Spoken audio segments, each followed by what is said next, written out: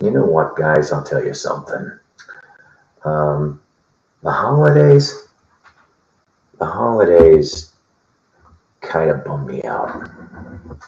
But look what I got. Always proud of my coffee each and every time, but look what we got here. Rudolph and that snowman, right?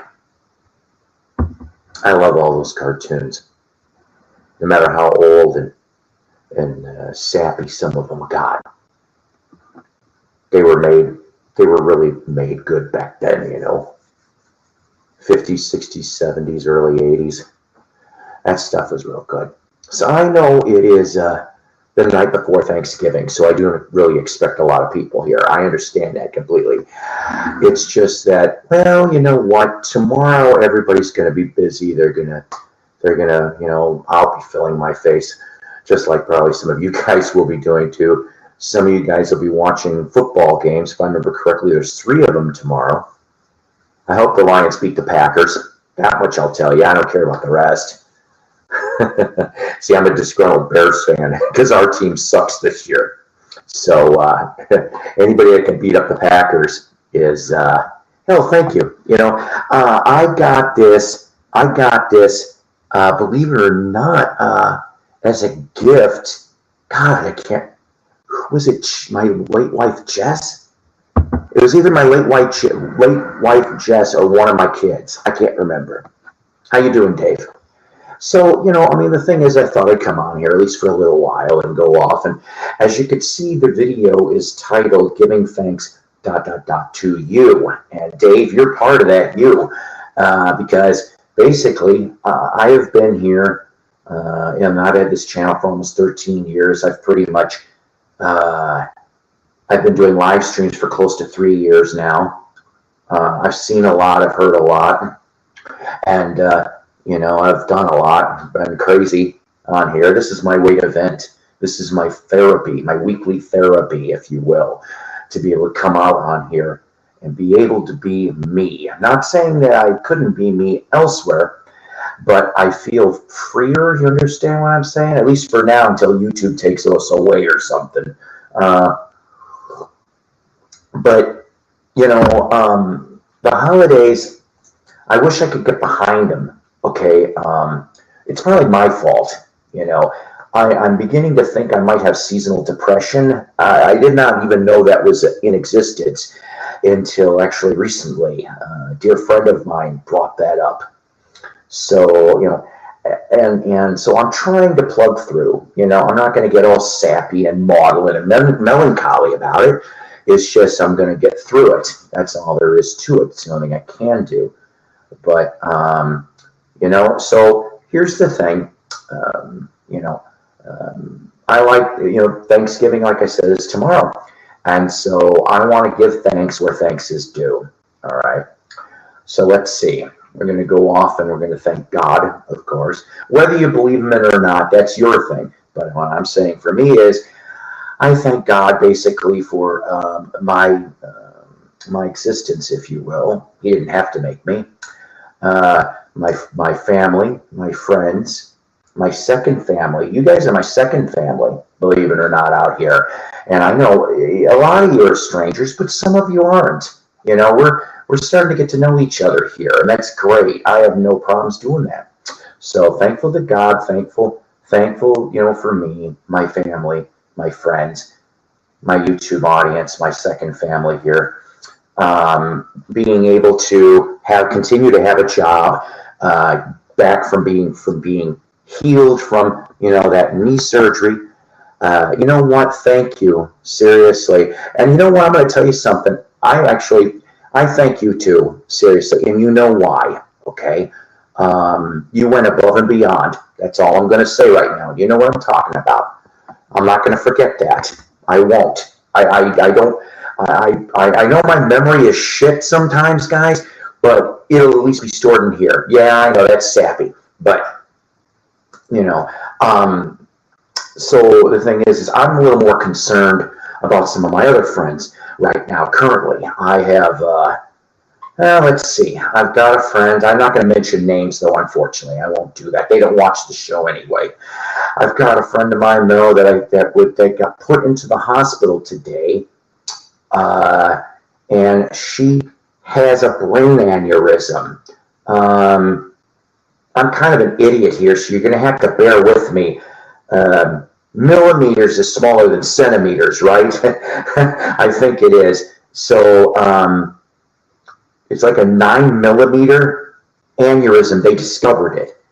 So, I'm sorry, but I don't know about you guys, but I get very squeamish when it comes to anything like brain, head, heart related. That's just me. Anything else I could deal with, but I'm like, so I've been praying, screw it. Her name's Jennifer, okay? So extend vinyl prayers to Jennifer. Hope she gets through it. She's a single mother, two kids, if I remember correctly. That's all I ever met anyway, but still. So, I mean, her, and then I got another dear friend of mine who I found out recently has something on her kidneys, okay? And I'm just sitting there going, oh boy, And so I've been praying for Tracy too, okay? And then my mom got her parathyroid analysis, whatever. And they're going to have to look into it some more because her calcium is higher than it was before. Hi, Mick. How are you? I know, kind of a strange time, even though it is a Wednesday. I try to do Wednesday and Saturdays when I can, or Wednesday or Saturday. Yeah, see, here we go with the welcoming committee. This is great. And so, but yeah, so I mean, I worry about them. I've always been somebody that tries to care about other people more than myself, because at the end of the day, we can only do what we can do in life. We do the best with what we've got, what we can, and at the end of the day, if you made a difference positively, that's beautiful. Before I get more long-winded, and I do have some CD finds to show you guys, okay? Because there's some I forgot to show you guys before in all of this, so we'll have something to show. But before we do that, I've got new subs here since my last broadcast, and I want to thank these people. Go sub their channels. I think they're awesome.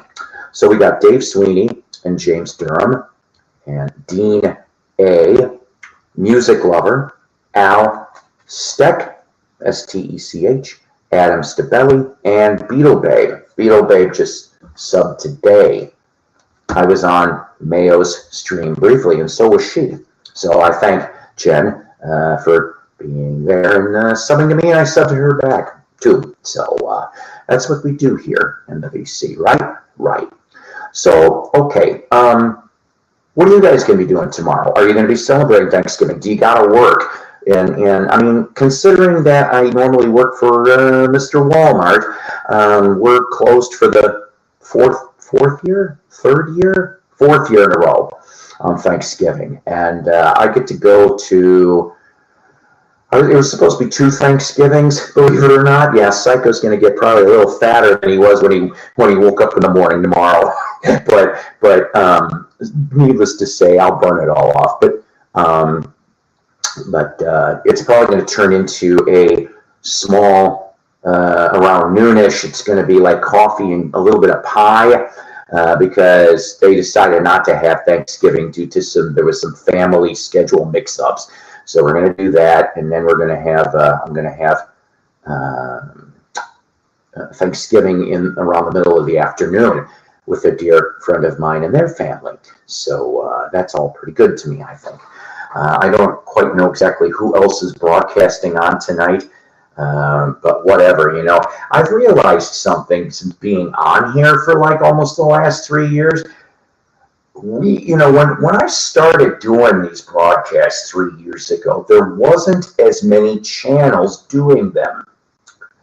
Well, now you get a lot of channels doing them, and there's nothing wrong with that. I support as many channels as I can. And once in a blue moon, I'll pop onto one of them, like I did today on Mayo's channel, you know. And so the thing is that you guys is what I'm thankful for. That's what this is. This is what this episode is all about. Is because you guys have helped me out so much on and off these last almost 13 years. Okay, I haven't publicly announced it yet because I don't want to jinx myself. And I finally, George, Music from All Four Seasons, was the first one to spot it. And so I will let you know that it took 12 years and 9 months. But a couple days ago, Mighty Psycho hit 1,000 subs. That's right. Notice I didn't really talk about it, but hopefully I can keep all of you guys. That's my goal. To, in other words, retain, right? And build from that. And we're going to try to keep doing that with interesting content. If you guys have not seen, I did post a new Jukebox from Hell today, actually. I wanted to give you guys a little pre-Thanksgiving appetizer. And that is the 1974 Nielsen album produced by John Lennon, Pussycats, which that's the one we talked about today. It's about 14 minutes long, but I know it's a little more longer than it normally is, but we talk about other little topics too. And then next episode, which will be filmed later in the week and put out next week, will be the 1987 second solo album of Roger Hodgson from Supertramp, Hi. We've got that from '87. So that's one that kind of was on the bottom of, at least of my, I have a large want list of Jukebox from Hell kind of stuff. And when I found that for $1, I'm like going, oh, you're coming home. So I can't wait to listen to it on that one. I heard it is much, much different than Eye of the Storm, if you're a Supertramp fan, and you'll know what I'm talking about. But we got those going, and then, you know, we're just going to keep going. We're going to try to do the best we can with content, and hopefully maybe in the spring, maybe, if I get a decent tax refund, we'll see. We'll see. A lot of stuff coming. You know how it is. Holidays, we all go broke, you know. You open the wallet and a moth flies out. It's kind of one of those. Or if you don't have money in your wallet, it's, you know, just imagine something else, like with your credit card or something.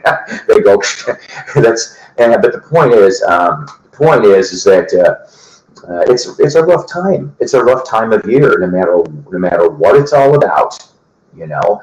And so hopefully in the spring, I'll have a decent tax refund, and I'll get myself a more new and improved laptop, and then we can start doing what we really want to do here. And I know maybe you're saying, well, what the hell is that? Because, I mean, obviously, I don't really like hearing myself talk. I really, really don't. I like having other people on. And that's the thing, you see. Because like I said, the last time, like for example, I'll put this up, but I'm not expecting nothing. Every time it seems that I have gone and put something up and the other guest comes on, it sounds like a metallic conversation through a Taco Bell drive-through. What's with Mike? What's with that? What's with the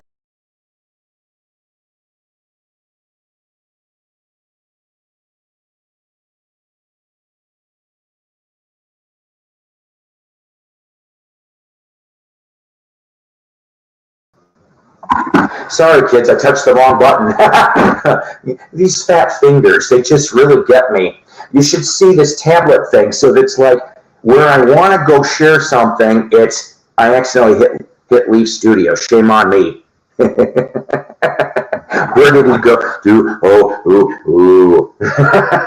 Well, anyways, so but the thing is that I really am, like I said, I know I'm being redundant here. I'm just thankful for having you guys.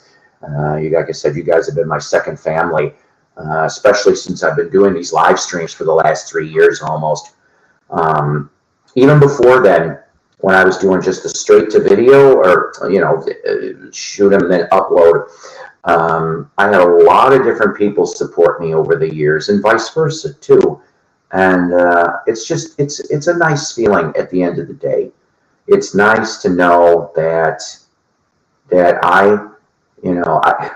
I was growing up, I told you I wanted to be a DJ. I wanted to be a radio DJ. Okay, I did not want to be the most popular DJ. I really didn't. I wasn't going to want to settle, mind you. I would have been happy with small town radio or even a medium market. Okay, seriously. And I'm not a Howard Stern or a Mancow or any of the other big super jocks from like Larry Lujack or Don Imus or any of those people back in the day. Okay, I just would have settled being me. I would have probably been a second tier DJ, but my shtick would have been to be the professor of the College of Rock and Roll Knowledge, you see, which we never stop learning. Paul works at the Department of Redundancy Department, and he reached 3,000. That's right. I am redundant. Yeah, no, you were right. You were right. Yeah, Mancow.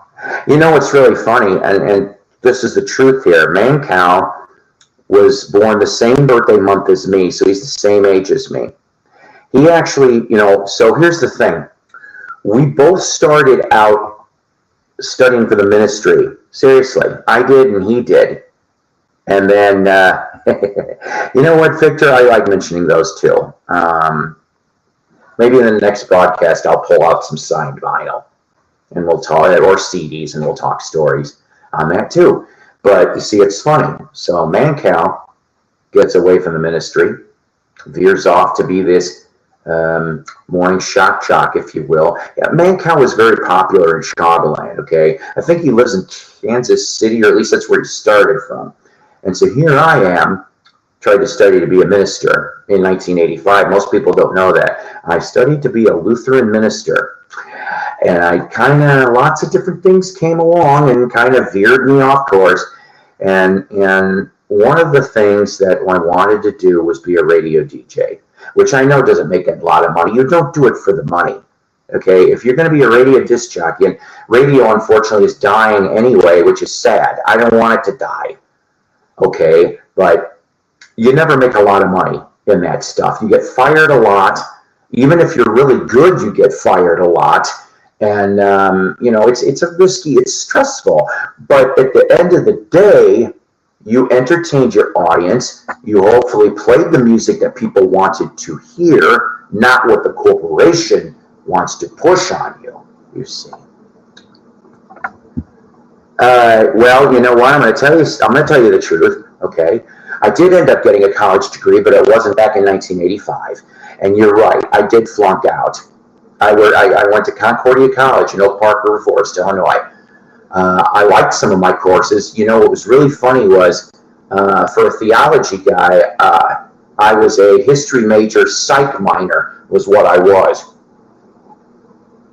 And that's what I did. And then, I was too immature. I was 17 going on 18, okay? And that's kind of why. Jim, how you doing? How you doing? How you doing? See, I did try. I did try to do a Wednesday night. Thank you, and I hope to keep you guys. Seriously, like I said, it's just nice. It's just nice. I guess it's just I don't have much of an ego. Okay, I pretend to. I don't have much of an ego, and I guess this was the only ego stroke I wanted for myself. Was, hey, I got 1,000 people that want to put up with this middle-aged man's badass being loudmouth and talking about music, pop culture, and all kinds of stupid puns and jokes. I always wanted to be a DJ, but never got there. But I did become an ordained minister at my baptism in 81. That's pretty cool. I'm going to tell you, that's kind of funny that you bring that up, because I have actually considered doing the thing to be an ordained minister, marry and do all and marry people and other things. I think it'd be quite interesting.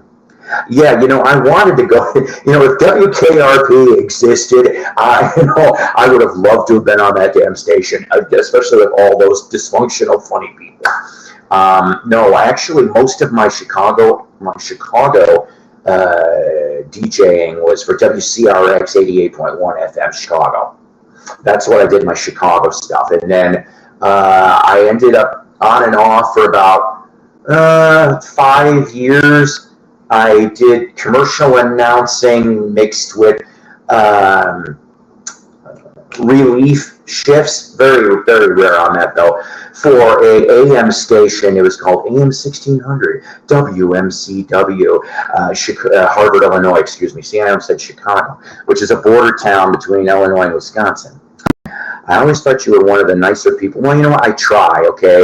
The thing is that as I'm getting older, and maybe this is typical for, you know, the people 40 and up can answer this question for me, since I'm 56 now. The more we get older, the more we won't put up with shit.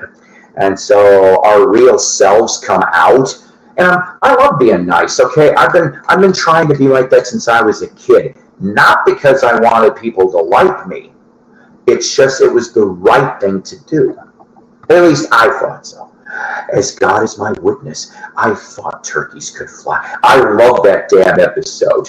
November 22nd, 1978. That's when the episode aired on KRP. I remember to come back. No, when you started tonight. Oh, and I've only been on 21 minutes. Don't feel bad. Though I like that idea you had of making a notification ahead of time with the time and day. Yes, I will. This was one of those last-minute shebang bangs. It was a great series. I would love to eventually have the complete KRP. I guess I think they dropped the price now down to $35. So it's a lot more doable. Now what you're going to get though with you'd have to get the Shout Factory, okay? Not the like I had season 1, which I got really, really cheap, but that was because yes, you got the episodes, but the music beds, they couldn't even get 75% of the music clearance for that old season 1. Well, by the time Shout Factory did the set, I am led to believe that they were able to retain 80% of the music that was aired on that show. Turkeys can fly. You know what? Happy Thanksgiving to you and happy birthday. Today, yesterday, it was one of those. Happy birthday to you. You live in a zoo along with Psycho and others. Happy birthday to you. I get the bullhorn, but I don't feel like dragging it. Yeah, you had to be there. That's right. See, there you go. Paul, where were you 60 years ago today? Wait, you weren't. You're right. I wasn't even a twinkle in my dad's eye. I wasn't. Well, the music's lame-o, but the fact of the matter is that that's what we heard when we were watching it on TV back then. And it adds to it for me anyway. Of course, I still like that episode. Oh, excuse me. I still like that episode other than the Turkeys Could Fly. I like the, what the hell were they called? Scum of the Earth? Which really was Detective, the 70s band Detective. And Michael DeBar, who played the main punk, but what's really funny is it kind of gets strange because a few years later, Michael DeBar ends up on the new WKRP for at least a season or so. Yeah. Freddie, it's an actual song that Bart Simpson sings to his sister. Michael Jagger, oh God, that's right. I remember that episode. What's everyone's favorite Thanksgiving flicks? Mine is Planes Trip. You know, I love that movie, Jim, and I'm going to tell you something right now. I'll be redundant in telling this story. I got to witness a little bit of it being filmed. Yes, I did. Basically, when the cops went into the diner that they used was the Tip Top Diner in Woodstock, Illinois, half a block off the square. It was an all-wood structure, and believe it or not, I want to say it was within a year or two after the filming, it burned down to the ground. It was an all-wood structure. I'm going to look that up, Mike. I was in 5th grade in Catholic school, and they let us out an hour early because everyone in my family... You know, I'm going to tell you something. I normally don't talk about politics, but I will say this. if I was a registered voter back then, I would have voted for Kennedy. Okay, and I'm an independent. I'm not a Republican or a Democrat. I think I would have been more aligned to Kennedy's views than Nixon. That's just all there is to it. And there wasn't really any independent people back in 60 anyway for elections. Although, yes, Kennedy's daddy bought out West Virginia, and that's how he got in. We kind of know that, and other factors. That's like those Andy Griffith DVDs. They have some layman. Yeah, I know. You're right. You are right. I almost forgot about that. WORLD, The Morning JJ. That's right, Power Station. Most people forget about that. Michael DeBar was in a lot of shit. He was, let's see, he started out with Silverhead, which that was early to mid 70s, right? And then Detective, and then after Detective, Checkered Past with a Sex Pistol and a member of Blondie. Then after that, you get him coming to, because Robert Palmer quit Power Station, and if I remember correctly, Live Aid, wasn't it Michael DeBar that sang with them? I think so. Yeah. And of course his ex-wife, I'm assuming, Pamela DeBar, groupie queen extraordinaire. But yeah, so Michael DeBar, he's still around too, because what's funny is I saw a picture in the last day or two. Was it John Waite? Took a picture, I think it was John Waite. John Waite bumped into Michael DeBar, and they had a picture together. I almost didn't recognize either of them. Seriously. You know, but yes, we can say Die Hard is a Christmas movie. I love Arlo Guthrie. I do. I think Lisa's talking about the Harry Chapin song. Oh, I don't have a favorite Harry Chapin song. Jeez. I haven't heard that many. I know he's got that silly song, what is it, 40 Tons of Bananas? That one's kind of funny. I'll listen to that once in a while.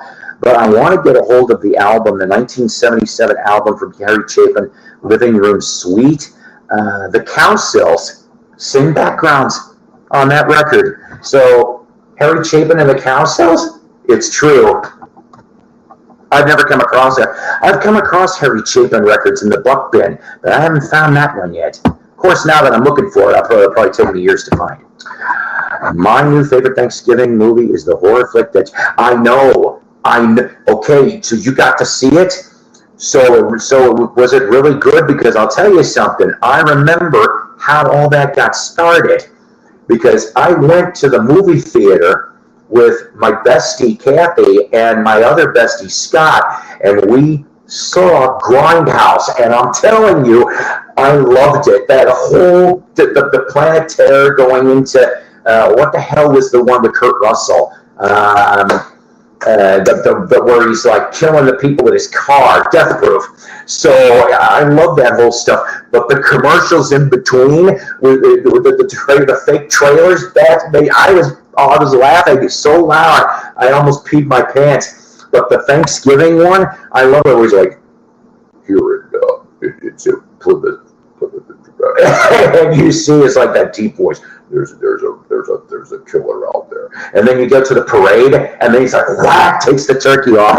I laughed. I thought that was fucking hilarious. I just did. They call her easy, but is she easy like Sunday morning? I don't do horror flicks today. I went to a 10:30 in the morning showing of the new Paul Giamatti film. I didn't know he had a new film. Holdovers, huh? Man, did it remind me of a certain time ago. I'm going to have to look on that. I didn't know Giamatti did a new film. I like him. I had a Taxi Driver. I like the Taxi song. Was it called Taxi Driver? I can't remember. Because I'm so sick and tired of hearing Cats in the Cradle. You know, it's like the easy listening station here in my town. It's either Cats in the Cradle or the Taxi song. They'll play either, but nothing else. Everyone has their own opinions, but I personally liked it. I'll give it a try. Yeah, I probably will, because I'm just curious. because I still remember the most shocking scene to me was all those people around the dinner table. I think they were either gagged and bound or duct taped, and he whips off the thing, like he lifts the thing, and it's a dead person or tied up with an apple in his mouth, and I'm naked, and I'm going, holy crap! You know, I'm like, in fact, I even said that. I'm like, holy shit! I said that in the theater. Love Big Trouble in China. That is a good Kurt Russell movie. That's right. What Thanksgiving, Jim? It's tomorrow. Sorry, Lisa. W-O-L-D is a Harry Chapin song. That's right. And she said, how are you, Harry? And her name, wasn't it Sue? How are you, Sue? I think, yeah, that was her name. The Kills. Oh, good. Yeah, I think I am going to have to. Years ago, I'm sure I'd be playing Alice's Restaurant tomorrow. You know what? Hell, I've got the vinyl record. I'll play it tomorrow. You can have anything you want at Alice's Restaurant. And of course, all those 8x10 glossy color photos of the dumping incident. Oh my God. I own a few Harry Chapin vinyl. Well, yeah, like I said, if you happen to have Living Room Suite, re-listen to it again and you'll hear the cow sills. Yeah, he is one of those artists that you definitely can find for under $5. Yeah, and I said, how are you, Sue? Me too. Stream it. Sure, that's a good idea. I don't do tea giving, but I'm cool if others do. A lot of people go off and celebrate Thanksgiving with me year round. You know what they do? They give me the bird. All the time they give me the bird. But it has no stuffing and gravy. Gross. I don't know if I want. That was gross. I'm sorry, kids. No, I'm not. All right. CD finds? You want to see my CD finds? Buck a piece.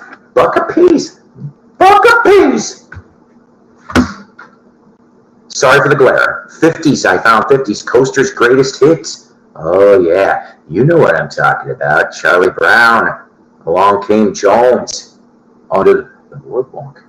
Down in Mexico. That was their first hit, by the way. Down in Mexico. Young Blood. Yeah. Searching. Yeah. Definitely dollar goodies there. Yeah, that's it. 20,000 pounds of bananas. Charlie Lander used to give me the bird. I remember Charlie. Charlie's still around. I just try to give thanks every day. Kind of ludicrous to only do it once a year. That is true. You're right. Hey, Paul, I've seen your door move a couple times behind you. Uh-oh. Are the spirits back? Because remember, kids, we are spirits in the material world. Ernesto, how you doing? Young blood, can't get you out of my mind. Yes, the coasters are fantastic. Just kidding. Smokey's Joe's Cafe, that's correct. If I remember correctly, I think the Robins did Smokey Joe first. Yep, Beatles did Searchin'. Yeah, oops, you mentioned the Fads. Paul has a haunted door. That'd be an interest. Did they ever make a movie called The Haunted Door? I know they made Behind the Green Door. I know that the Monkees did Door into Summer. Okay, here's our favorite. Oh boy, this is gonna be tasteless. Here's our favorite lady piss watcher, Chuck Berry. That's Chuck Berry.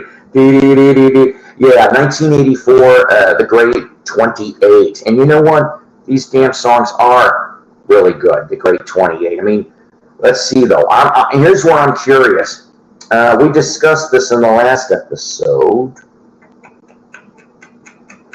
All right. I hope it's not on here. I think you guys are going to know what I'm talking about. Oh, good. My Ding-a-Ling is not on here. I hate that fucking song, My Ding-a-Ling. The ghost of John Wayne, Pilgrim. Did you know that? Where do you find most of your CDs? Very good question. There is a. Okay, so my library, they have an auxiliary bookstore, for stuff for sale. I will I will even find some for 50 cents a piece, which is cool. And then there's about 2 other resale shops that I get them for $1 a piece. Did you know that John Wayne lived long enough to audition for Darth Vader in Star Wars?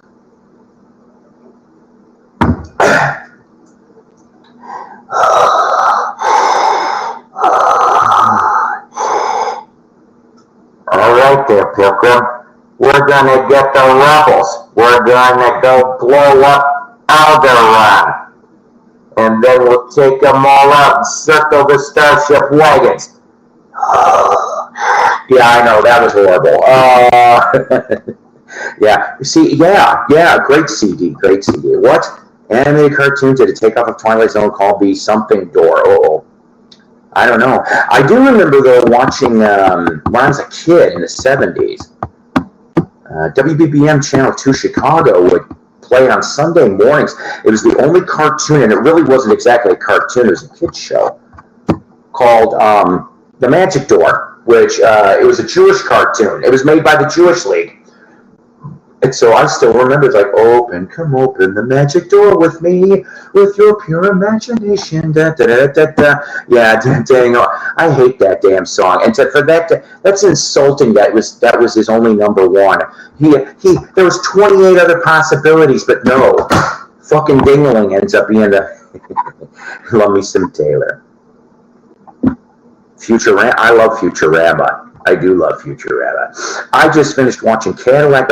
You know what? I have got to watch that. I know what you're talking about. I've never seen it. I got so many.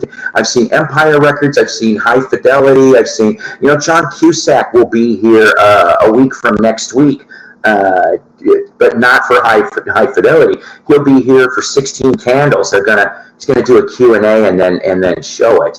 How many CDs and records do you think you have? Well, Jim, I hate to tell you this, I've been selling a lot of my collection, okay, because I needed to pay bills. So I can tell you that I used to have about 1,000 albums. I would probably say 400 to 500. I think I got about 400 to 500 albums still. That could be a higher guess than I expected. CD-wise, I probably have a couple hundred. I have a bunch of 45s. I've got enough to fill three comic book long boxes, and then I've got, the carrying cases. I've got about 7 of those, okay, filled with 45s. They're the more better 45s, if you will.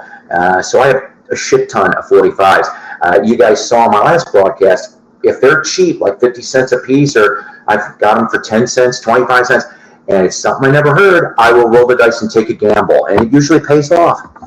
If you have a Goodwill or Salvation Army, try that or mom and pop thrift stores. Yeah, well, I'm going to tell you, I don't know about over where you're at in Cali, Lisa, but the Goodwills here, they want $4 an album. It's bullshit. And get this, if there's 45s, they put the same damn price on the 45s. Did you know John Wayne met Wyatt Earp, Pilgrim? No. Yes. Luke. Luke, I am the searcher, Pilgrim. I love that movie. Okay, for as much shit as John Wayne got because of his political views, and from what I'm told, maybe he was a little racist. I don't know. I didn't read those interviews. But for me, growing up, John Wayne represented no-nonsense, tough masculinity. Whether it was Western, a war movie, whatever, okay? I liked his films. And you know what? I even wrote to him. I wrote to him. This almost 12-year-old kid wrote to John Wayne. Not John Wayne Gacy, John Wayne. And the day of his death, I get in the mail of course it's not real, it's fake signed, a 4x6 picture of John Wayne. I still have it, I think, in a photo album. I did not know that John Wayne was a Freemason. Yeah, I'll tell you something, Jim. Only in the last decade have I started to realize how many of our favorite entertainers and political and religious and scientists were Freemasons, and I didn't know John Wayne was one. I know Roy Rogers was. I don't know about Gene Autry. I don't know about that. But Roy Rogers was a Freemason, and the one way I found out about this, which was kind of strange, was because of the death of Albert Schweitzer, Alfalfa. Alfalfa got a Masonic funeral because Alfalfa, through Roy Rogers, became a Mason. My Goodwill doesn't have any good CDs or records, tons of stuff. You know, most of the time that's right, Jim. But I only go visit Goodwills once every 4 to 6 weeks, because usually it is the same shit. There was some albums there last time, but they were so trampled on like on an elephant that they couldn't be saved.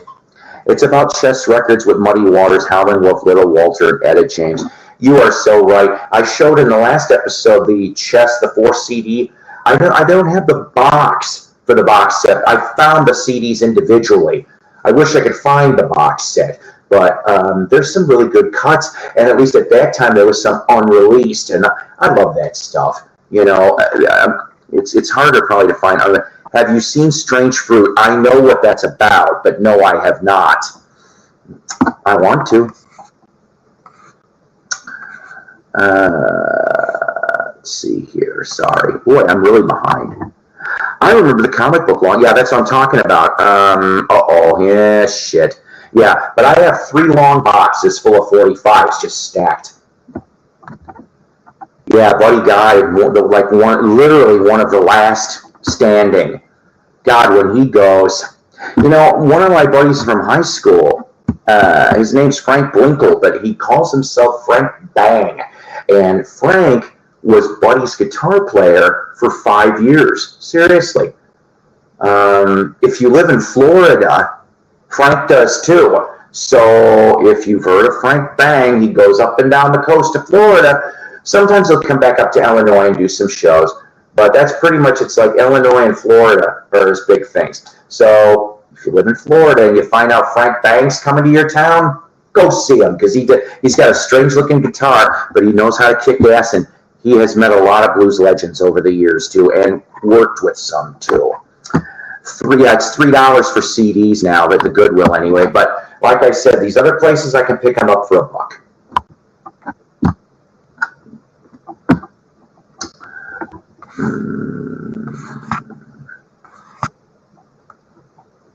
My dad turned down John Wayne invite for breakfast. Wow, no, I didn't hear that story. Wow, that's a lot.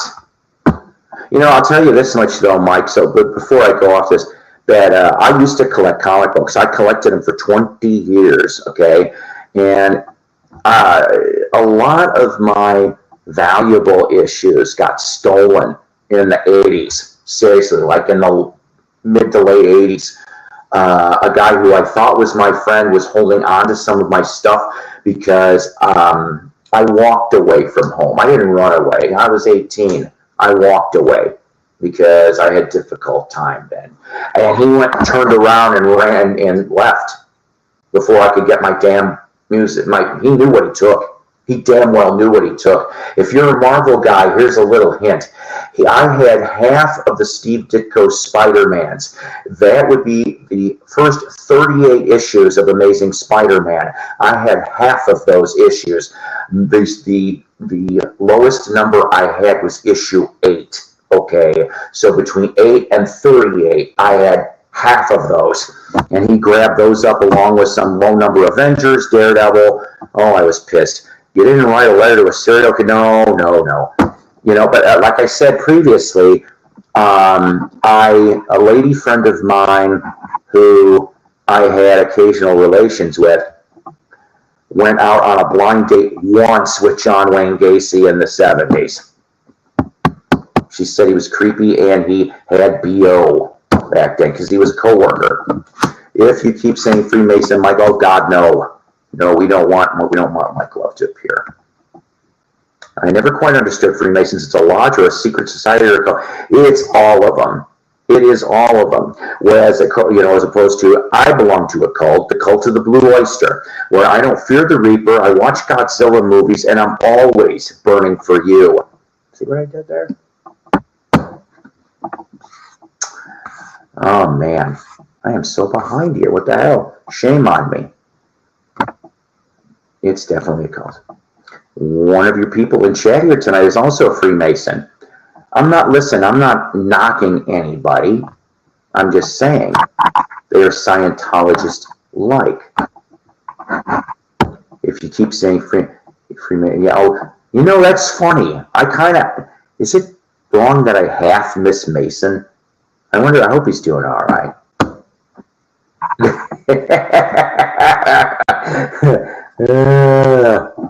That's funny. You guys are funny. I love it.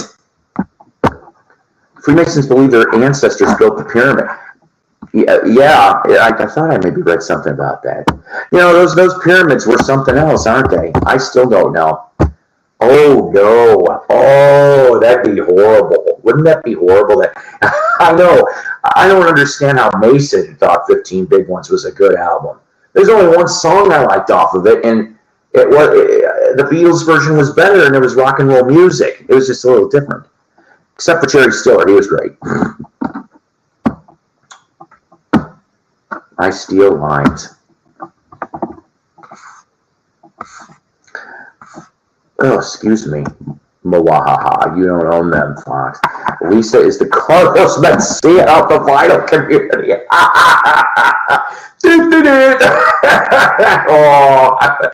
Oh. You might be right. I don't know. I'm kidding. I kid, as Triumph the Insult Comic Dog would say. I kid. I poop on you. I'm more DC, but I did have Marvel too. And with DC, Batman was my favorite. I collected Batman, Justice League, Teen Titans. I like the horror comics. Witching Hour was good. I don't know, for some reason I liked Phantom Stranger and Dead Man. Spectre to me was boring. I understand that Spectre basically was DC's version of the Watcher, mind you, but exactly. But I'm cuter.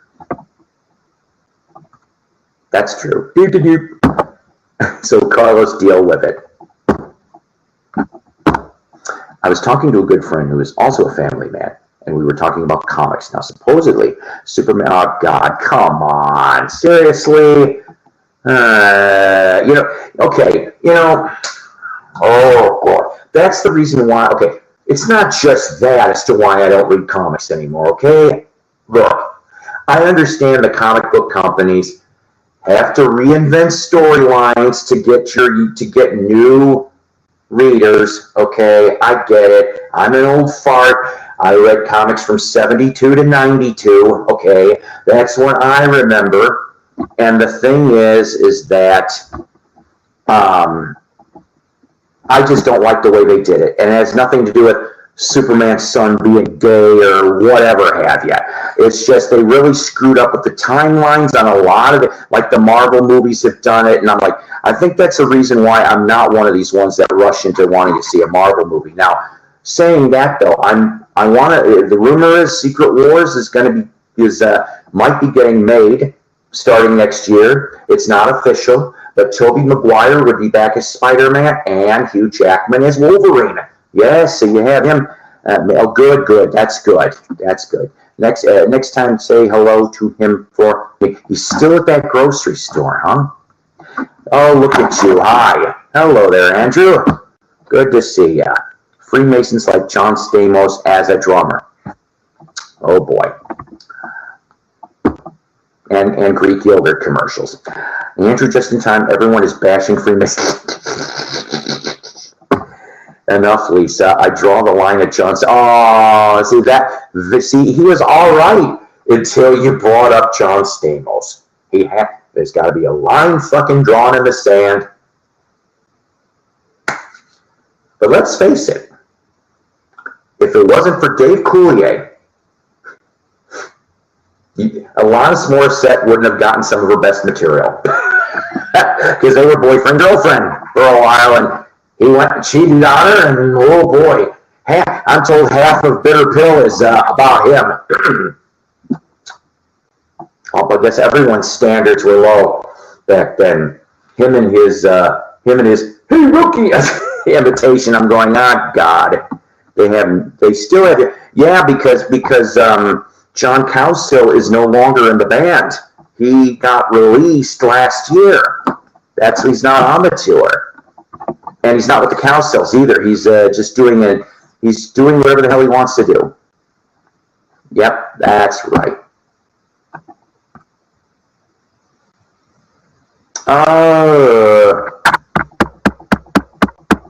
Maybe. I could have sworn I thought it was my friend Rodney, but I could be wrong. Oh, yeah. Yeah. Yeah, right. I'll tell you something. Carlos, what's totally unnecessary? I missed it now. What was unnecessary? I went off and I said so many rotten things. I don't know which one is. I heard a rumor that John. Oh God. Could you imagine John State? No, I can't imagine. I'll tell you this. I think if Geddy and Alex are going to do an album together, okay, and it sounds like they're going to next year. Okay, yes, they could call it Rush. I know a lot of people get pissed off on that, but let's not forget something. Rush was created in 1969. John Rutsey was the drummer, all right? And he came there before Neil Peart. Now, obviously, except for the song Working Man, Neil Peart was on pretty much everything else. And he wrote great lyrics, and his drumming is fantastic. The only way, and I don't want them to call it Rush, okay? Maybe they could call it, I don't know, like after one of their song titles or some shit, okay? And if they, let's say they do 10 or 12 tracks, they get a different drummer for every track. I know some names got thrown around like Mike, I don't know if I'm going to get this right, Mike Magini. I know Portnoy was thrown out there too, but he just rejoined Dream Theater. But, he could probably do at least a guest shot, That's how I think they should have done. What do you think about people buying subs? You mean like Richard Dolan? Richard, even if you're watching this, he's admitted he's done it. So I'm not airing a secret. I think personally it's bullshit. It really is. Because it's going to come back and bite your ass. Eventually YouTube's going to really find out about this, and a lot of people's demographics and their numbers and their statistics are going to get messed with because they'll find out.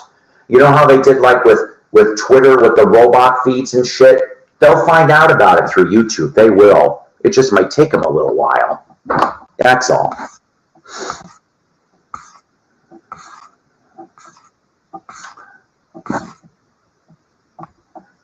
I think I kind of want to see the new Napoleon movie. Oh. I didn't know there was any new Napoleon movie. You got me on that. Mason's Curly backup center for the oh my. Freemason. Why is he? Oh, that's why. Hi, Dusty. John Stamos is a hottie. I ain't gonna lie. I don't know. I'll take your word for it. I see a lot of channels that have lots of subs but no followers. Yeah, there could be a very strong possibility there, Ernesto. I don't get to watch. See, the thing is that as much as as much as I like to watch as much as I can, Dusty Buns. Oh boy. See, there you go. I got Voodoo Ranger IPA going for tonight, Funk, with special turkey giblet gravy sauce in it. Oh, God. You remember when Jones Soda makes a turkey? Oh, gross. Voodoo 9.0. Dusty, I just tried that for the first time last week. I really liked it. Yep. Ooh, Dusty gonna get lit tonight. because he's all lit up again. I love the cocaine. I love the cocaine. Oh. IPA on deck. Will it be a home run? I'm going to throw out the wild question.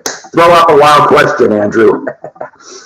Yeah, but sneaky. I'll be back to the case, Superman. I thought we were done with this. Look, up in the sky. It's a bird. It's a plane. It's Heath Super. Anyways, I did that in a music show liner.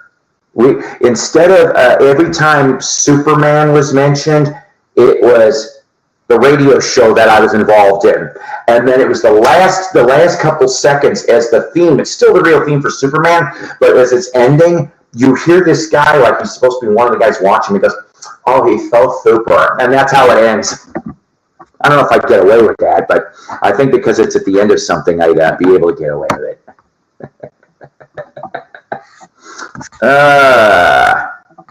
You guys are on fire tonight with the comments. So hard for me to keep up. That's what she said.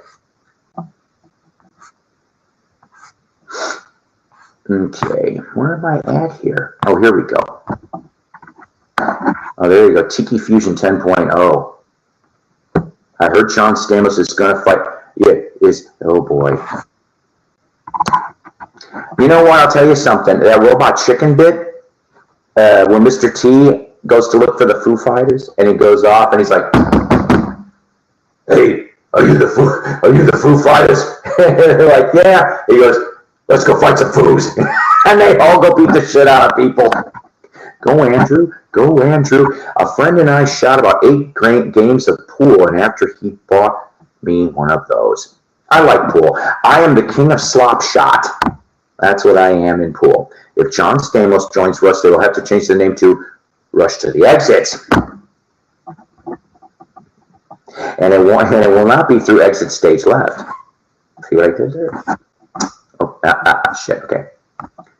Lisa is a perpetual joke stealer. I stole that joke from Charlie Murphy. Charlie Murphy! What's the 5 fingers say to the face? Slap! Unity! I buy subs, Jersey Mike's. Oh, you know what? We have Jersey Mike's here in this town. I have yet to go there. They're a little expensive, but I heard they are so worth it. I want one of those Philly chips. If you could have one fictional character as your best friend, just one, who would you choose and why? I'll go first. I like it. You know what? Jessica Rabbit. Boy, she had the curves.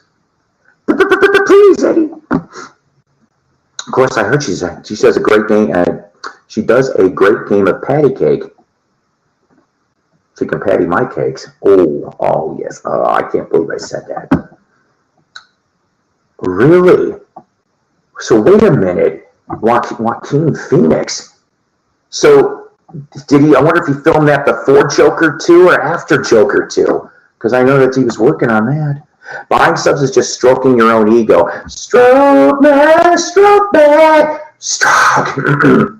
It's totally obvious when people buy subs. 4.5K subs and a live stream with 2 views. Yeah. That would be about. Yep. The VC math does not hold well. Michael Myers. That's a. Yeah. Imagine going like you're his wingman on his murder sprees. So like if the victim's trying to run away, but you're like behind him and you catch the person, you're the wingman. See, you're helping out. You know, there was a time, boys and girls, back in the 70s, when I would go to a bar with a friend and we'd buy picture after picture after picture. Good thing I wasn't driving then. Let's see. For me, that would have been late 80s, early 90s. That's what I would refer to. Same thing. I used to go to this one bar. It was in a bowling alley, and boy, oh boy, for every drink I buy, I get 2 free. I'm like, after that. Mine would be Mr. Wolf. Great problem-solving skills and a friend to everyone. All right. Oh, God, this is a tough question, Andrew. Knee-jerk response, Fourth Doctor, Tom Baker, Doctor Who. He would be awesome. I mean, after a while, he might fry my brain a bit, but to have that guy around, oh, yeah, it would never be boring. I'll tell you that right now. So, Paul, now that you've got a solid case of Scarves, what will you do to celebrate? You know, I haven't decided that yet, Mike, because I don't want to go, hey, I'm at that, and then because I've seen it happen before, that the numbers drop, and then I'm under 1,000, and then I'll look like a jackass. So I'm going to wait a week or two before I even think about doing something.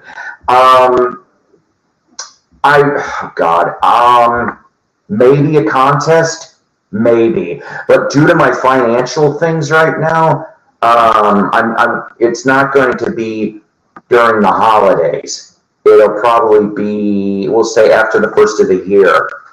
I think that'd be enough period of time to make sure I'm still at 1,000. And I've got one or two ideas for a contest. And this time I won't make it so damn difficult, because it appeared to me last time, the last contest I did for 900 subs was either too hard or people didn't have the stuff, which that's fine. But I'll make this a lot more basic that more people can get involved. I heard they're bringing back Matt Helm with, oh God, no, please. I don't know if you're kidding or not, but please no. I love Matt Helm, but we don't want that. Oh, it's out today. Michael from the Off. You know, I'll tell you something. I always felt sorry for him. I did. I love The Office. I do. I watched all 9 seasons. I'm sorry, but the minute he left halfway through season 7, the quality definitely went down, which goes to show you, even though, yes, it was an ensemble thing, Steve Carell was, I'd say, at least probably 50% of what made The Office. And in my opinion, I think season 8 was the worst. The Robert California era, even though Spader was sure being weird. I mean, kudos to the character. And that weird Will Ferrell 4-episode story arc, I mean, a lot of people were going, oh, he's going to be here for a while. No, he's not, because I remember reading he was only going to be there for 4 episodes, which means I knew something was going to happen as to why he would not be the boss very long. You got the wrong wingman. I think he meant Austin Powers. Shagalicious, baby. All that fake chest hair, oh my God.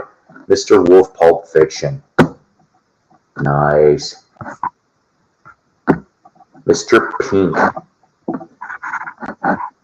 God, I haven't watched Pulp Fiction in a long time. But not that many radio stations play Neil Diamond's Girl, You'll Be a Woman Soon. But when they do, I think of damn Pulp Fiction. Right off the bat. Andrew, why do you like that stupid ding-along song? Oh, God. Are we still going back to my ding-along? We gotta let it go. I remember when I was in college, we had a bar that had quarter beer. Oh, fuck. I would have been so blasted after $2. A quarter got you a red solo cup of beer, shooting pool, and throwing it. You know what? And I'll tell you something. Like I said, king of slop shot for pool. I love darts, but I'll tell you, I was better at cricket for darts. I was real shitty at, what was it, 501, 401? I sucked at that one, but I was pretty good at cricket. Dusty, I could tell you stories, young man. Young man, there was a place in the town in Connecticut I lived in, the Lincoln Inn. We called it the Stinkin' Lincoln. 2 beers for a quarter all the time. But the guy was a racist/sexist. Women couldn't sit at the bar. Ooh. And after a black guy finished with his glass, the guy would just... What the hell? Cheapest beer in town, though. And it was Blatt's beer. Oh, gross. Milwaukee's best. Red, white, and blue. Olympia. Old Milwaukee. We could go on. 2 for a quarter. No, that could be dangerous for you. Oh, you betcha. 2 for a quarter. In beer math, that's 12.5 cents a beer. How I came up with that, I don't fucking know. You know, I like I said, I drink coffee. I do miss my drinking days. I do. Okay, I was a passive drinker. I wasn't an asshole drinker. I was like mellow, and I liked it that way. See, there you go. Well, yeah, it'd be on tap. They certainly wouldn't be bottles or cans. That's for damn sure. But there's a bowling alley, and I felt real sad because I think it was 2021, maybe 2021. I went up through downtown Walworth, Wisconsin, and there was a bowling alley, and they used to be proud of this. Oh my God. And it said, now it was a neon sign for the bowling alley, which also was a bar, and it said, Blacks on Tap. And I remember commenting every time I go, I wouldn't be proud of that. I also knew somebody, family friend of the first wife's. Remember the story that I almost got it on with the wife of his? I was 18. Anyways, point is, he drank so much Black's beer, like he could drink a case in a day. You never had any alcoholic friends that you could smell the alcohol coming through the pores of his skin? That was him. And I'll give you a hint, he really didn't exactly keep himself hygienic. That's all I'm saying. If Gen Z could get 2 beers for a quarter, they might go crazy. You gotcha. The guy was like 50. He looked like Humphrey Bogart, but he hated everyone. My, oh my. So he wouldn't go for an African queen, huh? See what I did there? I remember for a short spell in college, we were on a Schaefer beer kick. Schaefer beer. And the only reason why I know about Schaefer beer, because we had it too up in Chicagoland, but the beautiful wildlife cans. There was a brief stint I actually collected beer cans, but not for very long. My dad won a pool tournament, and somewhere in storage, and if I find that damn thing, it's coming home to me. Beautiful Schaefer, like all along down the thing, it's wildlife. Okay, a Schaefer pool stick from Schaefer beer. He gave me his the first one he won from courtesy of Miller Beer. So I have the old school Miller Beer logo. If I ever find that damn cue, I'll show it to you guys. Hoots run, everyone. Have a great Thanksgiving. You have a great Thanksgiving too, Jim. Always good to hear from you guys. My college beer of choice was Schlitz. Bleh. You know, I don't know what my beer choice. I guess if anything, if I had choices to drink beer, it'd probably be MGD. It ain't Bud, I'll tell you that. My evil Uncle Jim, he used to drink dog style. Now, it's old style, but I always called it doggy style. Fully poisoned. Trying to remember, another one of my relatives used to drink hams. And I'd go, oh, Barry's beer, because there would always be in there. Yes. When I lived in Eastern Ohio, the local, see, Ohio right there. Was it near Parma? See, I shouldn't know about Parma, but I've been watching a lot of Ghoul Show reruns. Yeah, you know what? I'm not kidding you. His wife was feeling up my leg. And I know why I'm the sober one, driving the car from coming back from a wedding party, a wedding reception. Mr. Black Sky and my first wife, drunker than skunks, passed out in the back. She's next to me. I'm not thinking anything of it. I'm just trying to get home because I'm on part of the interstate. And I'm, back then, you got to look for the exit in the middle of the dark. And I'm not kidding you. She had her hand on my leg, and I'm going, oh, shit. And she just whispered in my ear. I'm not even going to tell you what she whispered in my ear. Oh, boy. Lowenbrow. Nobody brings up Lowenbrow. I think I had Lowenbrow. Wasn't that made for the same company as Heineken? I'd rather have a Lowenbrow than a Heineken. I think Heinekens are overrated. Oh, look who's joined. Yes. See, you got here, and I'm still on here. Seriously, I'm glad. We're talking about booze and college and in the past. I lived for 2 years in Eastern Ohio. The local area had lights on taps. Yeah, that's right. Like I said, was it near Parma? Trivia time. Fave beer for the touring guitarist.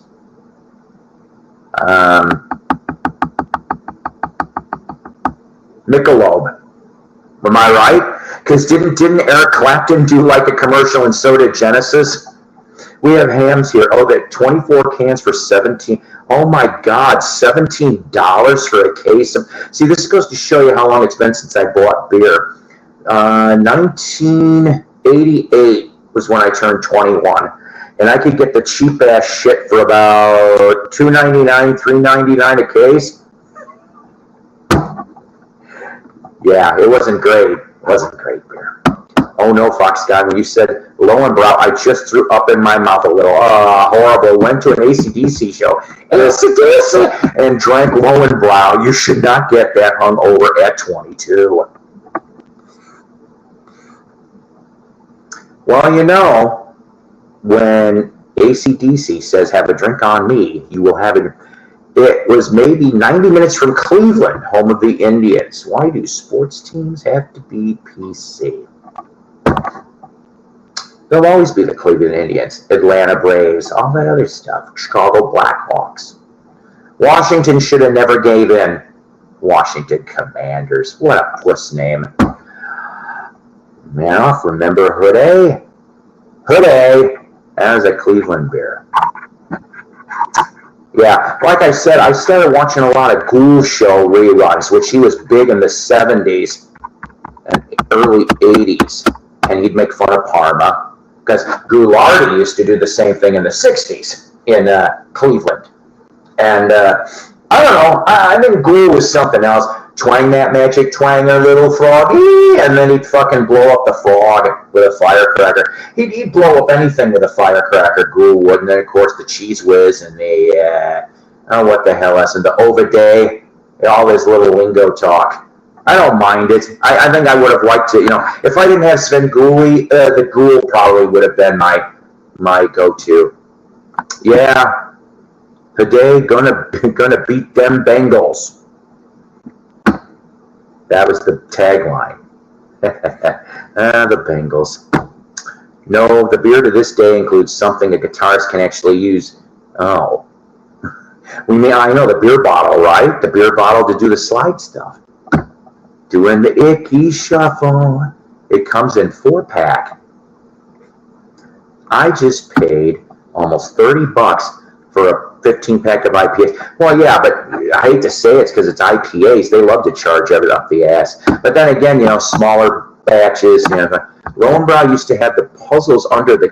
I didn't know that. Gee, I mustn't have paid attention. Yep, Fox Guy.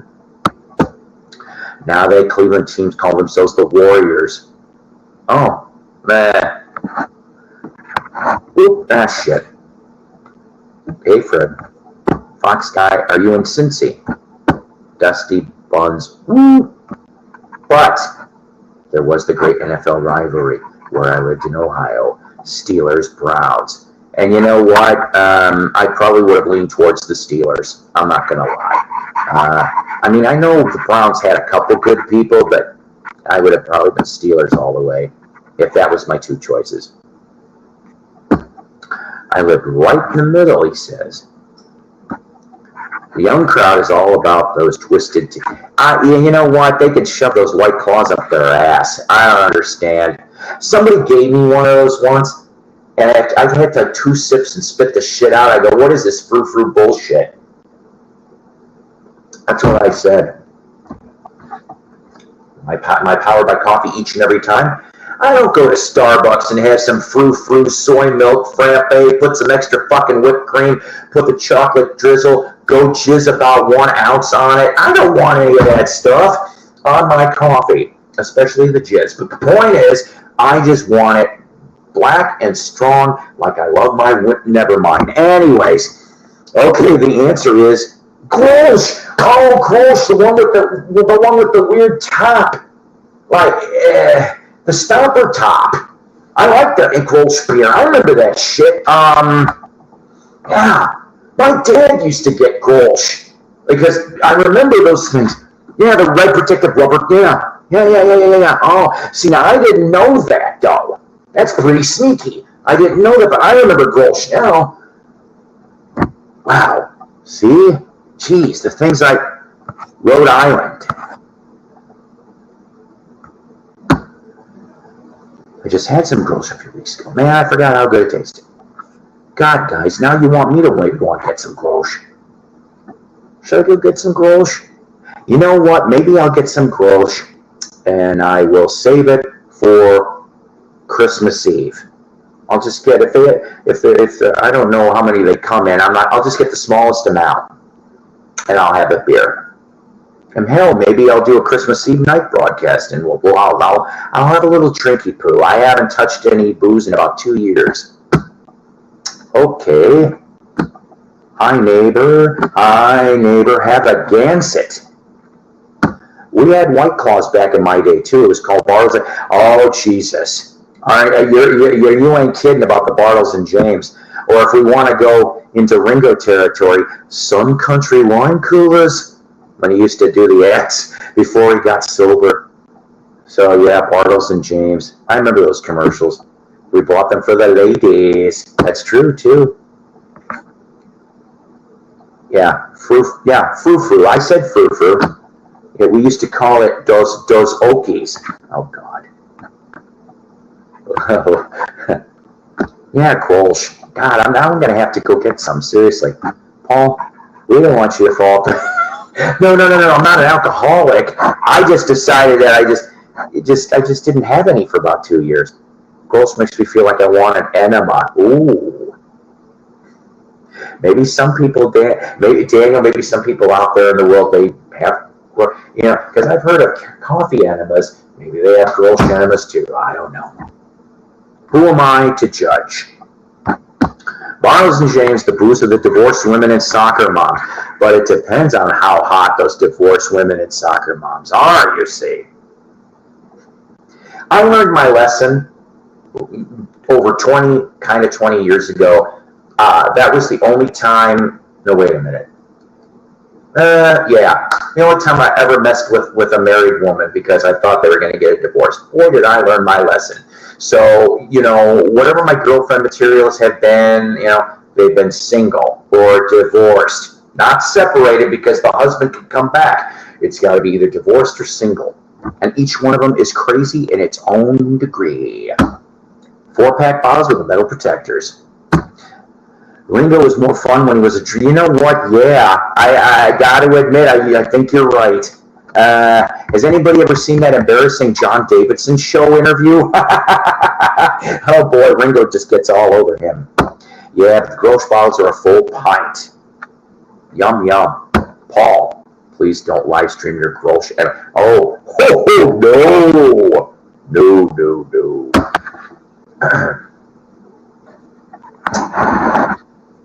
Our holiday presentation, how can I say this on my announcing voice?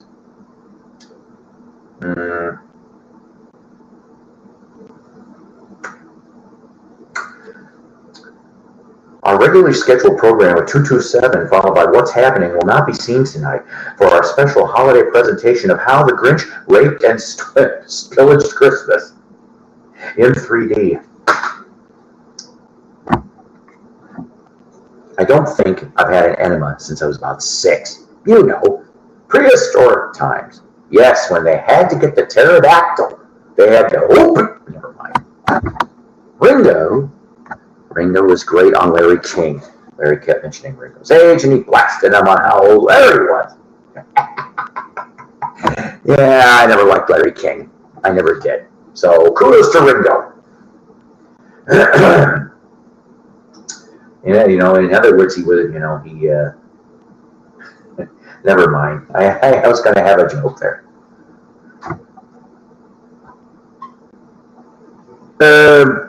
Look, I ain't going to judge, but, okay, I'll tell you something. So one of my girlfriends at the time, 15, 20 years back, I felt so bad for her son. I didn't like her son, mind you. It was a huge pain in the ass. Literally, but he had to have one. If I remember correctly, he was like 8 years old. There was an issue, but once that was done, he never had it again, I'm told. Never had that problem again. So I don't judge. Sam, yes, indeed. Hi, how you doing? You know what? This is another cool cat right here. I know you're a busy man. I've seen, how you do the music in the church and everything. I think that's awesome. And of course, I know that he commented on my new Mickey Dolenz Sings REM review that I just did 2 days ago. Fox Guy, we did If You Didn't Have a Bowel Movement. Yeah, for a few days. And that's what happened to my girlfriend's kid. I think it was like 3 to 4 days, seriously. Because if you're plugged up, it turns toxic. I mean, it's horrible. You got to let it out. There you go. Ask him. Grolsch, yay or nay, Sam? Grolsch, yay or nay? I'm good, man. Just finished up on oh yeah, you know what? I like Glenn Calloway, but I don't know if it's maybe just because of the time frame. I don't get to watch very much. I think Glenn's cool. I just one of these days I'd love to land on his stream and be up there, maybe. Yay.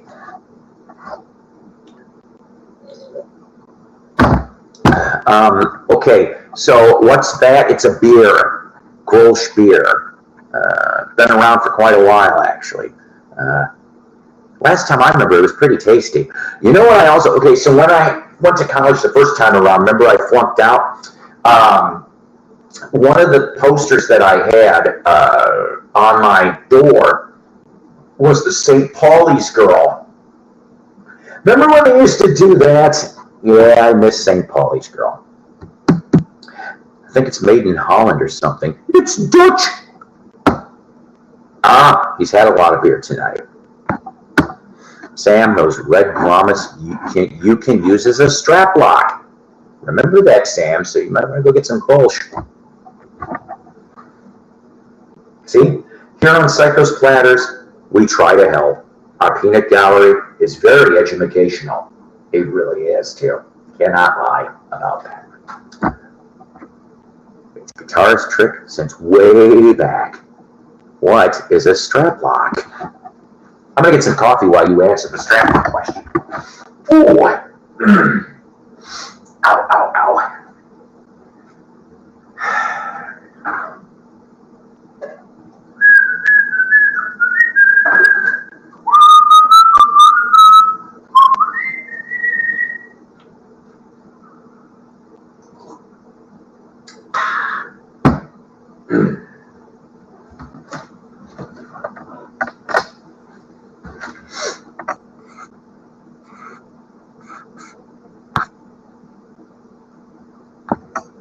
What about a Shirley Temple? Well, it depends if she's on the good ship Lollipop or not. A 4-pack hooks up 2 axes. Did you see the Christian Nesmith? No, actually I didn't. But I got to tell you something, though. I probably will never buy another issue of Rolling Stone magazine. I kind of fell away from them. If it's on the website, I'll pull it up and watch it. Christian Nesmith, he learned from the old man. He definitely, he is carrying the next generation in Nesmith. I have straps on my guitar, and they're all adjustable. Oops, shit. Oh, that's fun. I bring them up earlier. Keeps the guitar set from. Okay, so listen, guys, I need your help on something. This guy wants a link. Now, I'm going to invite him in. You tell me how the stream sounds. Can you be honest with me on this, please? Because if it sounds metallic, Richard, if it sounds metallic and it gets pretty annoying, and it's not just because Richard's on it, but then let me know, because I may just have to kick you off there, Richard. So we'll see. There's your link, as opposed to link sausage or your golf links. You put them over the strap. Yeah, I mean, seriously, oh, that's cool. That's cool. Yeah, I think I stopped really reading it in the early O's, because for some reason it just changed for me. Okay, Now remember, kids, let's see if this works. You tell me how this sounds, because I can't hear it.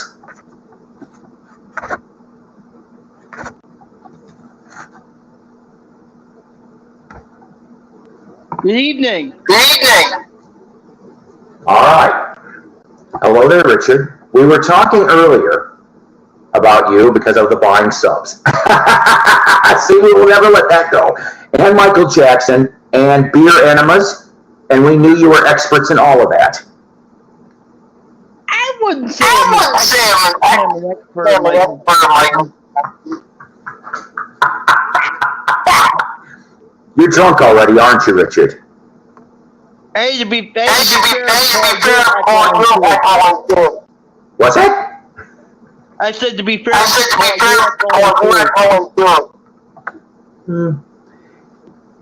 You know what a grolsch is, Richard?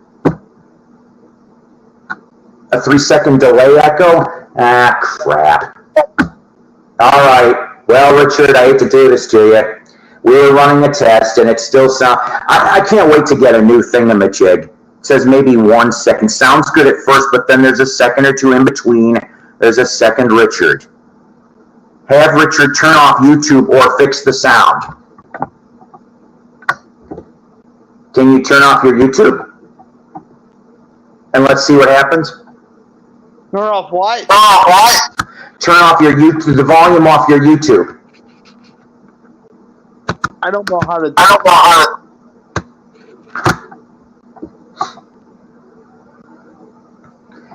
It's like he's on the pitcher's mound at Yankee Stadium, giving a retirement speech. I am the luckiest man of the world. All right, well, you know what? I guess that's exactly what you see, great minds think alike. After Paul gets a new thingamajig, it'll be nicer for what? That's right. Once I can afford a new thingamajig, not only will I be having you people on a hell of a lot more, we'll be starting to do interviews. Richard, I'm not trying to be rude or nothing, but we're getting a delay, and I can't handle that. So stick around, though. I'll be around for a little bit longer, okay? So don't get mad. Thanks for coming anyway. All right. Sorry, guys. Like I said, I haven't done that in a while. And in fact, come to think of it, I think the last time that I had that, Richard was on, but I know Richard wasn't the only one, because remember some of you guys that I think I had Sarasota Joe on once, and it was doing the same damn thing, so it's got to be me. Richard's got that reverse Lisa side face view. I don't know what that quite means, but that's funny. That's all I'm going to say. Yeah, see? Good to see you anyway, Big Rich. If you were stuck on a space station for 3 years, what one horror movie would you bring to watch on repeat? If I was a sick-ass fucker, it'd be Alien. Could you imagine, like, everybody gathers, they don't notice, they gather to go sit in the entertainment room, if there is one, the common room at the space station. All right, ladies and gentlemen, our tonight's movie is Alien. We just turn it on, but that's the movie that's shown every damn night for the 3 years. Do you know how paranoid those people would be? And the only one that would be chuckling would be me, because until I got killed by the alien. So my answer immediately is Alien.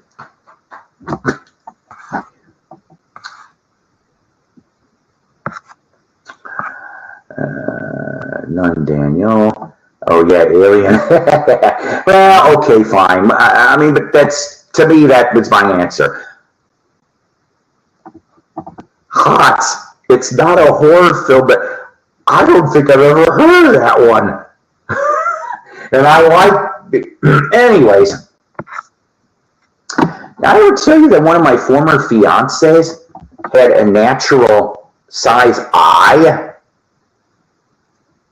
You know what they say about more than a mouthful wasted? Bullshit. I still had fun.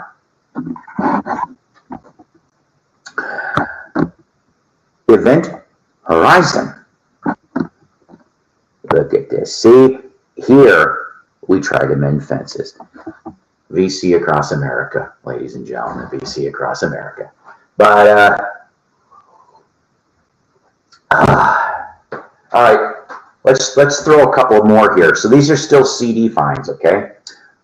We got here Little Anthony and the Imperials, Rhino issue. I have found a lot of Rhino CDs, and we're talking about the early years of Rhino.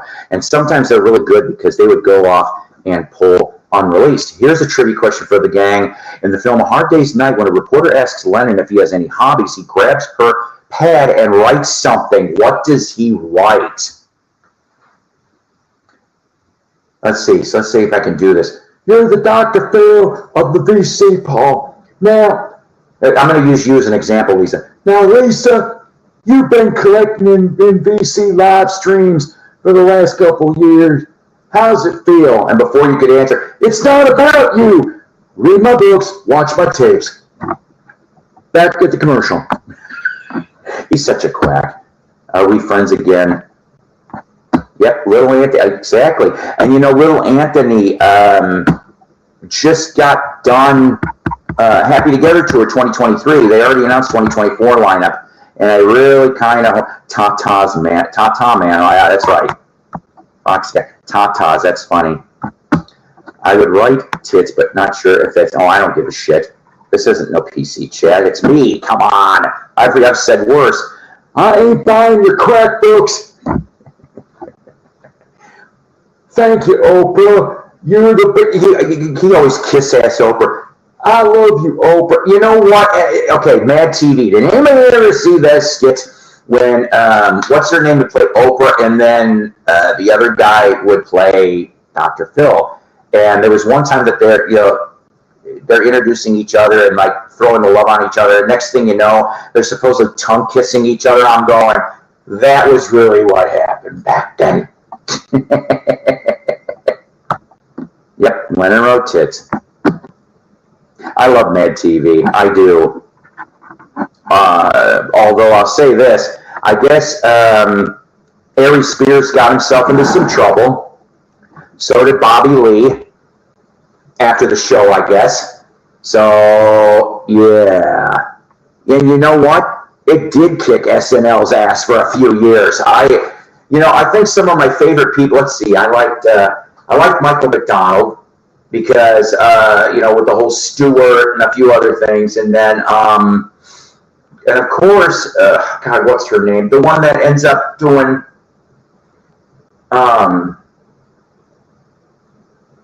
Lois's voice in Family Guy. She was there for like the first couple seasons. And I liked Frank Caliendo. I loved his impressions, his Madden impression, oh my God. And Will Sasso, I liked those guys. And you know what? There was a couple episodes where the wrestlers showed up too for that kind of shit too. And I thought that was fun. Mad TV pushed the boundaries, yes. You are watching Mad TV. Look what I could do. Hey, stay away from my danger zone. Lisa, oh God, Miss Swan.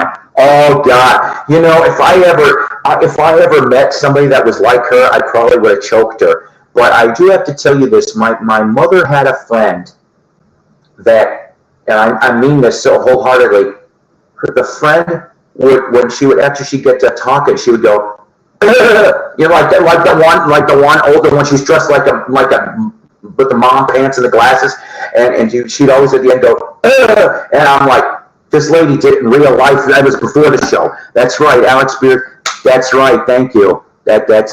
So she was on the first few seasons. She looks like a man. Yes. Mad TV and SCTV. You know what? I'll tell you something. I love SCTV. I do. I went like on a watch binge about a couple weeks ago. SCTV. Of course, the early seasons, you know, with Harold Ramis and Rick Moranis and stuff, and everybody else was the best. Ooh, sorry. I didn't know though that I cannot remember who was SCTV's original Canadian broadcast that aired the shows. I know NBC is the one that right after SNL, they would play SCTV. But for that last season, I guess it was on Cinemax. Yeah, it was pay cable. For you to be able to watch it, you had to get Cinemax. Miss Swan went on to be yeah, that's right. I loved Fridays. You know what? It's really funny. I brought up at work yesterday to a buddy of mine who's really into like hard rock, heavy metal, death metal. And I told him, I said, you know what? I go watch the Friday's appearance of the Plasmatics. I saw that live and my mouth dropped, but I said, because my parents, they watched the same, we always just watch TV together, and my dad, like, what the hell was that? And I quietly said, either maybe the oddest, dumbest thing I ever saw, or they're fucking geniuses. That's what I used. I'm like, oh, they're fucking geniuses, and this is the new wave of the new era of the future of hard rock, heavy metal. Well, I guess it was really in between there, wasn't it? I miss Wendy O. Williams. My buddy Scott, he won a contest, and he ended up getting some Plasmatics signed merchandise from West Beach, who is now a mail carrier in the Northwest, I'm told. Nowadays, Miss Swan, yeah, no kidding. Mel's Rock Pile, oh my God. Yeah, Richard Harrison, the MacArthur Park, and yeah, and all those, every episode of Mel's Rock Pile. Oh God. What the hell? I come home and I find Paul on my TV. Is there no privacy? No, Bill. This is 2023. There is no privacy. It's the pre-turkey turkey. See, that's what I am. Full of stuffing. No yams. I tried. I tried. I don't like sweet potatoes. I don't. Even with the marshmallows and the brown sugar and shit, it doesn't work. Out Here, Mad TV was on Fox. That's right.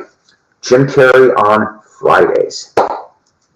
And I guess from what I heard, speaking of Jim Carrey, the rumors are false. He is not going to be in Grinch 2. He debunked it today. You know, I don't care. I really like Jim Carrey's parody video, Charlton Heston. I saw that, and that was good. You know what, Bill? Thanks for asking. I am doing all right. I really, really am. I didn't have to work today. I don't have to work tomorrow. And I go back Friday for a day, and I'm off Saturday, so I can't really complain. Yeah, I mean, yeah, give me mashed potatoes or a baked potato. I'll take either. I love those. Give me back Fireman Bill. Hold on a minute.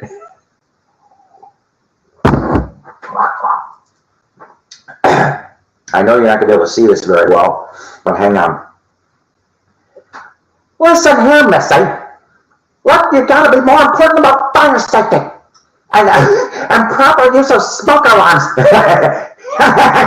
He'd always do that, and I'd be like, oh God, how's he doing it? And he'd always get singed, his fucking hair would like be out. He said, I'm off tomorrow. See, look at you. You got a nice biggie vacation. See, we're all here. I gotta tell you something. I had almost 20 people in here earlier. That's nice. That's nice. I don't get that many. Yeah, I love it. You guys are bored just like me. I love you guys. I really do. Fox guy who used to live in Norwich, Connecticut. I bet you Connecticut's probably beautiful. That upper northeast, you know, Maine to Connecticut. I bet you it's wonderful looking stuff. I'll probably never get to go there. Yeah, you're in Tennessee. That's right. And if I do happen to, because I think I got to go through Tennessee to get to Syracuse, maybe. I think if I'm going to drive the main roads, I guess I'd have to come and torch you if I ever go through. Do you remember Benny's? Been in classes since August. That's cool. Classes for what, if I may ask? Let's see. So we showed that.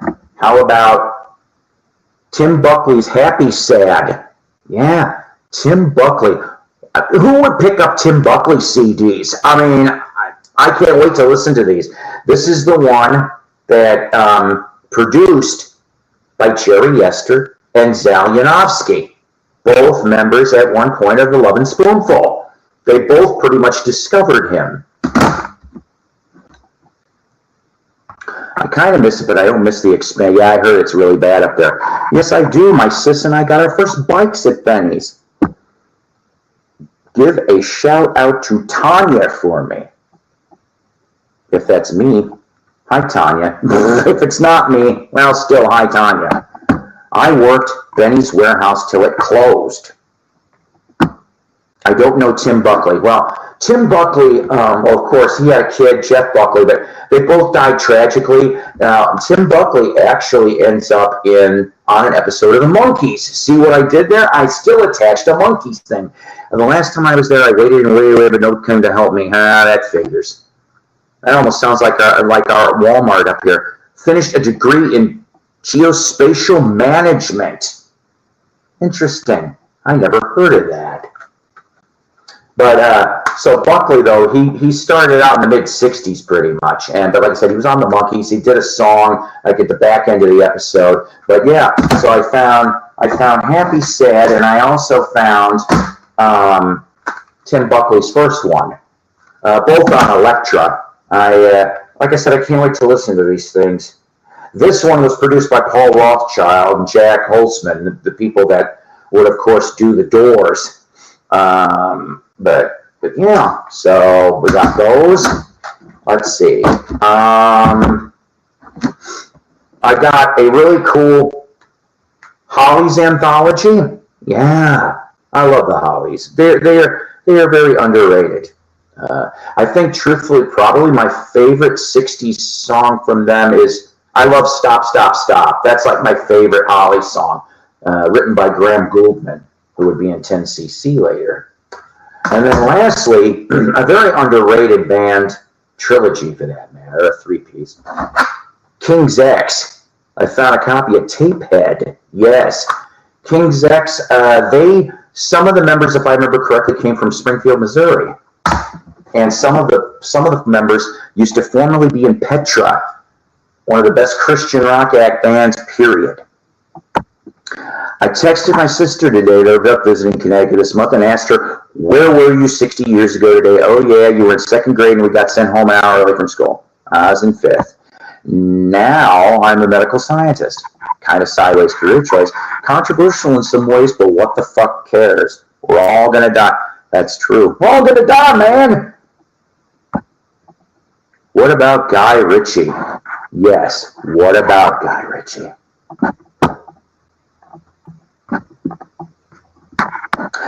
I can't wait to listen to it. Like I said,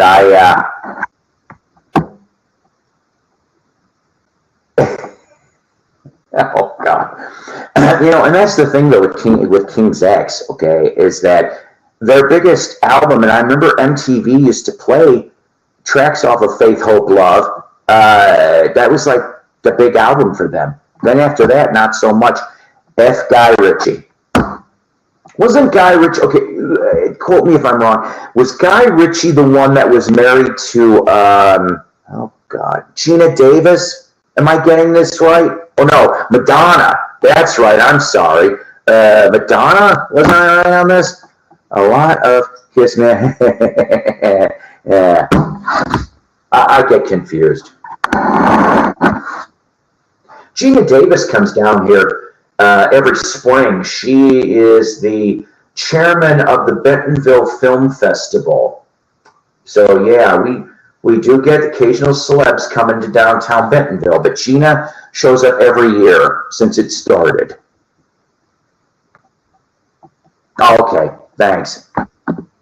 And F them both. Yeah. So let's see. I don't have much more to talk about, honestly. We're almost in an hour and 45. Okay, so as far as for the Sammy Hagar tour that's going on, with Mike Anthony, Joe Satriani, Jason Bonham, the invitation was given to Alex Van Halen and David Lee Roth to show up at select tour dates, whatever they feel like. Alex said no. David, on the other hand, said, let's get it on. So I don't know if David's going to join the tour, or is he going to show up for 2 or 3 shows? That'd be nice. I mean, if he can still sing, because I don't know, some of the last stuff, I heard that's why he retired from Vegas early, was because he was having voice issues. I could be wrong. Don't she? I'll tell you. The first time I ever remember seeing Gina Davis was that weird show with Dabney Coleman called Buffalo Bill on NBC. Yeah. She's a Mensa. I could see that. Very cute and smart. Yeah, he probably does need the money. And yes, he has become a parody of himself, which is sad, because, I was one that, if it wasn't for Eddie getting super sick, we would have had that reunion in 19. Have you ever heard of Gunter and the Sunshine Girls? No, you got me on that. I know there's a wrestler named Gunter in WWE. I don't know if he still has the IC title. I'll tell you that WWE, even though I didn't watch it for many, many years, they kind of got me with that whole Bloodline saga. But now, of course, the Bloodline looks like it's kind of getting sort of half phased out, but in a way. And then, of course, the Judgment Day has been the big pains in the ass that they are. And then you've got the good guys trying to, and now Randy Orton's returning. They hinted at that already. So I don't know what to think about that. I was kind of so-so with Randy Orton. I'm going to run. Everyone, you know what? Thanks. You know what? Thank you for popping by. Happy Thanksgiving. I know you're not going to celebrate the Happy Tea Day anyway. And I don't know, just have a good day tomorrow. Don't be a jive turkey. And have some pumpkin pie. I'm one of those guys that would have a decent-sized piece of pumpkin pie with half of a container of Cool Whip. That's me. I love Cool Whip. I've used Cool Whip for many different things.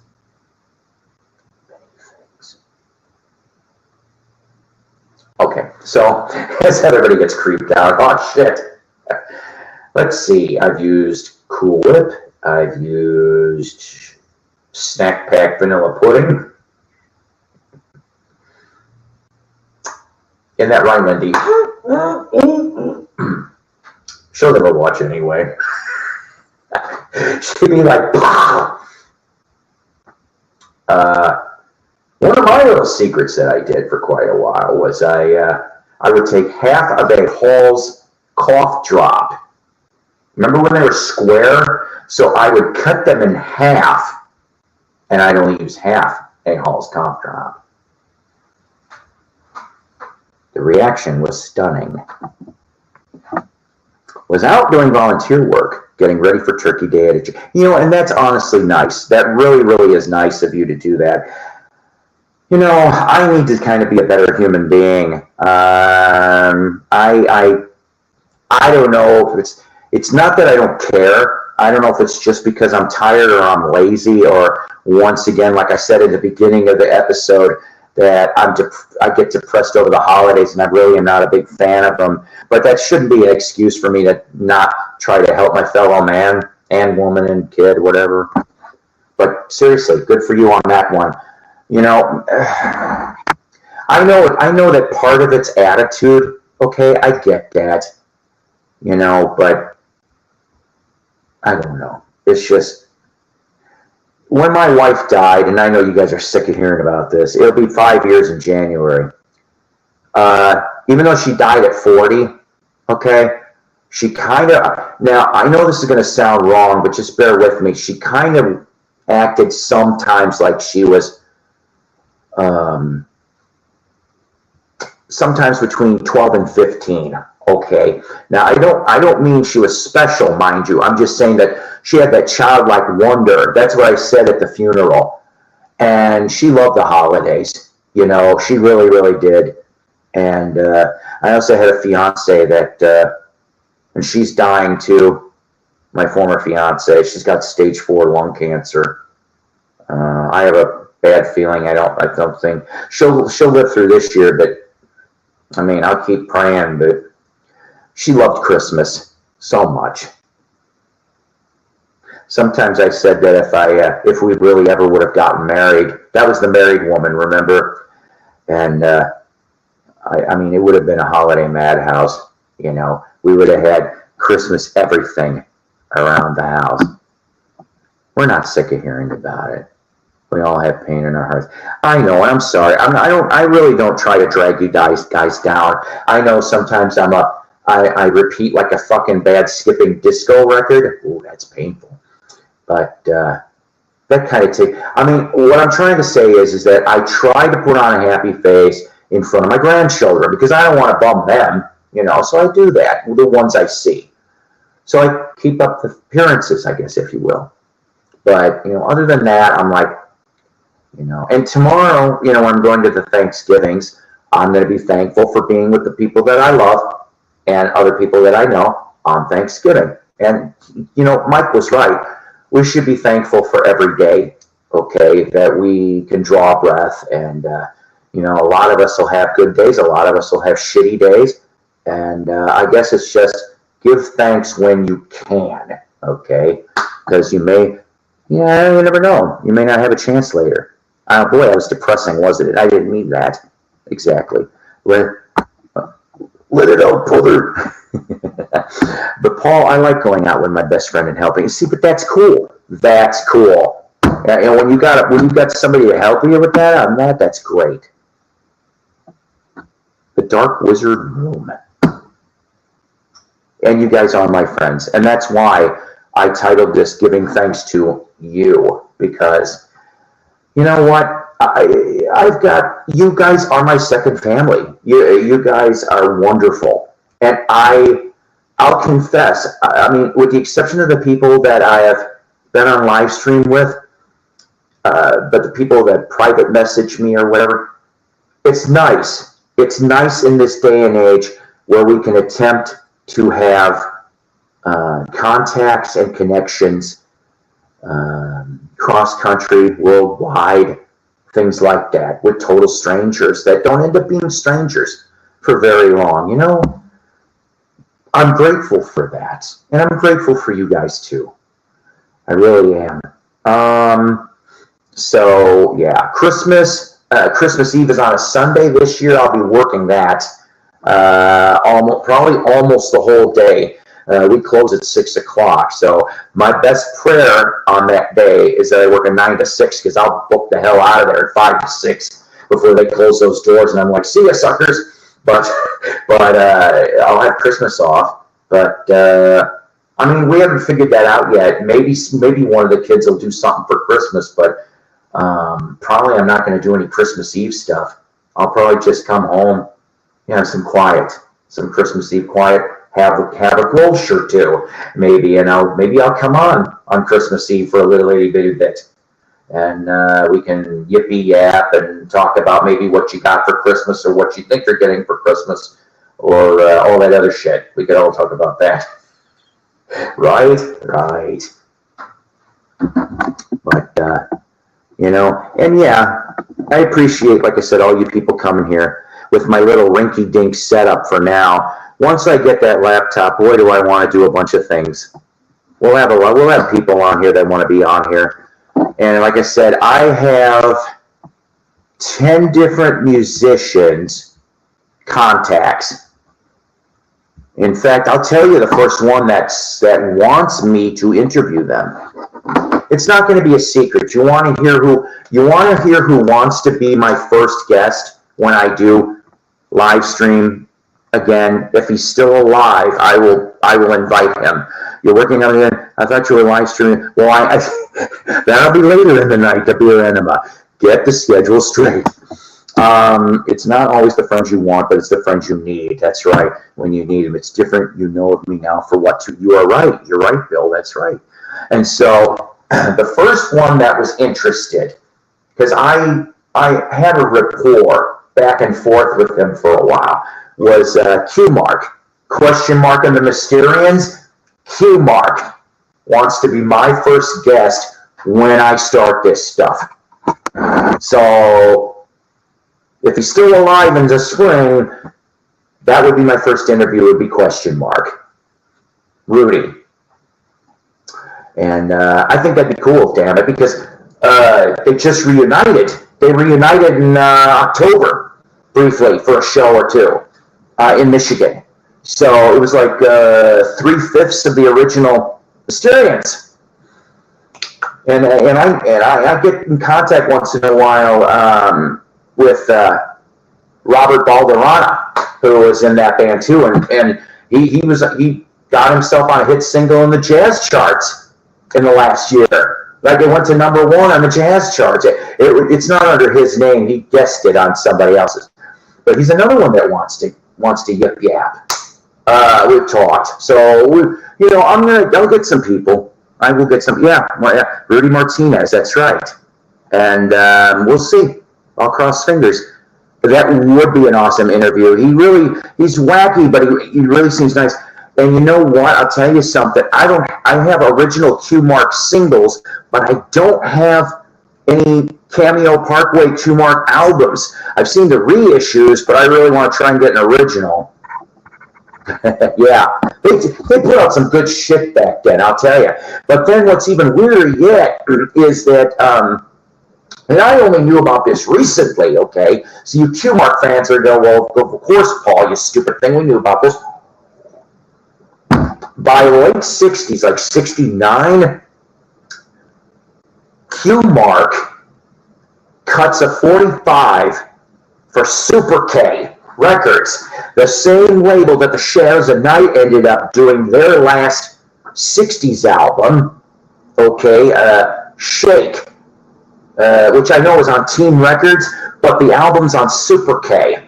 And Q Mark did a 45 for Super K, and that was your Kaz and Cats. You know who I'm talking about, the ones that orchestrated the Ohio Express, Lemon Pipers, 1910 Fruit Gum Company, anything you could imagine, and Super K was their label. Yeah, if I remember correctly, I think his name was Rudy Martinez, Q Mark's name. Yeah, well, like I said, I hope so. I still have the contact number if it's still good. I hope to yippee yap with him.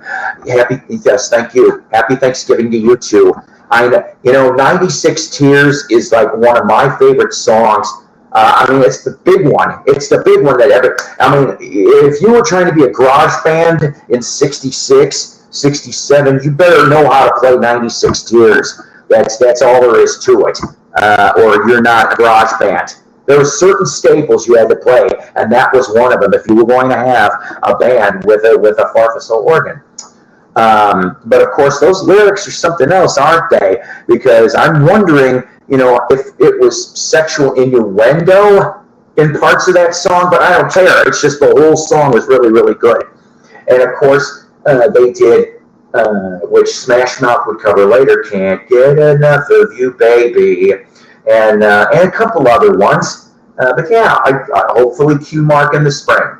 But like I said, there's a handful of people that we're going to shoot for, and they're reasonably reachable people. They're not superstars, okay? Because let's face it, that's never going to fucking happen. But yeah, I want to get some 60s, 70s, and 80s people. That's what I want. One hit wonder, sure. We'll yank them. Let's talk. And I'll tell you another one that I'm going to reach out to in 2 weeks is Jimmy Mouth of the South Heart, the wrestling manager, because he was in the Gentrys. I'm actually going to talk to him and see if he would be interested. I'm going to let him know about this channel. And you know what? I'm not going to promise nothing. I want to see if I can get him to shoot a short clip, like a minute, for this show. That'd be funny, don't you think? Of course, I probably want money for it. We'll see. But I want to bring him on and talk about, you know, his growing up in Memphis and the music scene of the Gentrys and how he landed in wrestling. I think that'd be pretty fun. Great Thanksgiving to you too. Well, we're gonna try. I'm gonna do my best. But I'd love to have him on. We all know what he's like. He's entertaining. He is very extrovert. I really like him. I always liked him as a manager, and I'm like, when I found out he was the singer of Keep On Dancing and that really cool version of Cinnamon Girl, I'm like, oh shit, this guy's pretty damn cool. So yeah. So hopefully I can get him. As soon as he sees that Gentry's album, I wonder if he's going to go, oh, shit. Oh, excuse me. Sorry. I didn't get much sleep again last night. And it wasn't for good reason either. But yeah. So we'll see. I can't promise anything, but that's my goal. I get my new laptop, and I will... I'll try to have an interview a month at least. I think that'd be cool. Good goal to set, an interview a month. And if I can do that, and I would pretty much only ask a couple questions and let the guests talk, let them yap. They know the stories. I don't. I just said give them a guide question, let them talk. Would I ask them anything controversial? It depends. I really don't want to piss off my guest. I probably would tell them in advance what I'm going to be doing. I don't like spring-loading people. I'm not like that. I'm not one of those kind of interviewers. You know, when I interviewed a handful of people when I did my radio show in Chicago, okay, for 2000 to 2001, all right? The first interview that I remember doing was, Eddie Cash was his name. Now, I know you're not going to maybe know who that is unless you hung around Vegas, because he started out in Illinois, Wisconsin. He pretty much was around there, but he was also a minor Vegas staple for a handful of years too.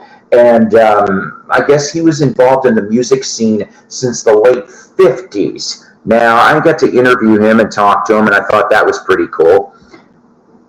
That's right. And you take care of yourself, okay? Seriously. Have a great Thanksgiving tomorrow. I'm almost ready to wrap this show up in a minute or two here. But so I remember interviewing Eddie Cash, and then another one that I interviewed was Bad Boy, the band Bad Boy, which they were big in Milwaukee. They were on United Artists for a couple albums in the 70s. And then they did do some other releases in the 80s, and I actually found one of them not too long ago down here, which surprised the hell out of me, because it was more of a private label press. But I got to talk to Zeno Hogan, who has been singing with Bad Boy for many years now. He was the original lead singer of Cheap Trick. We talked about that for a little bit. And Steve Grimm, the guitar player, I remember talking to them, and I just let people... I was this close to getting to talk to Isaac Hayes. Seriously.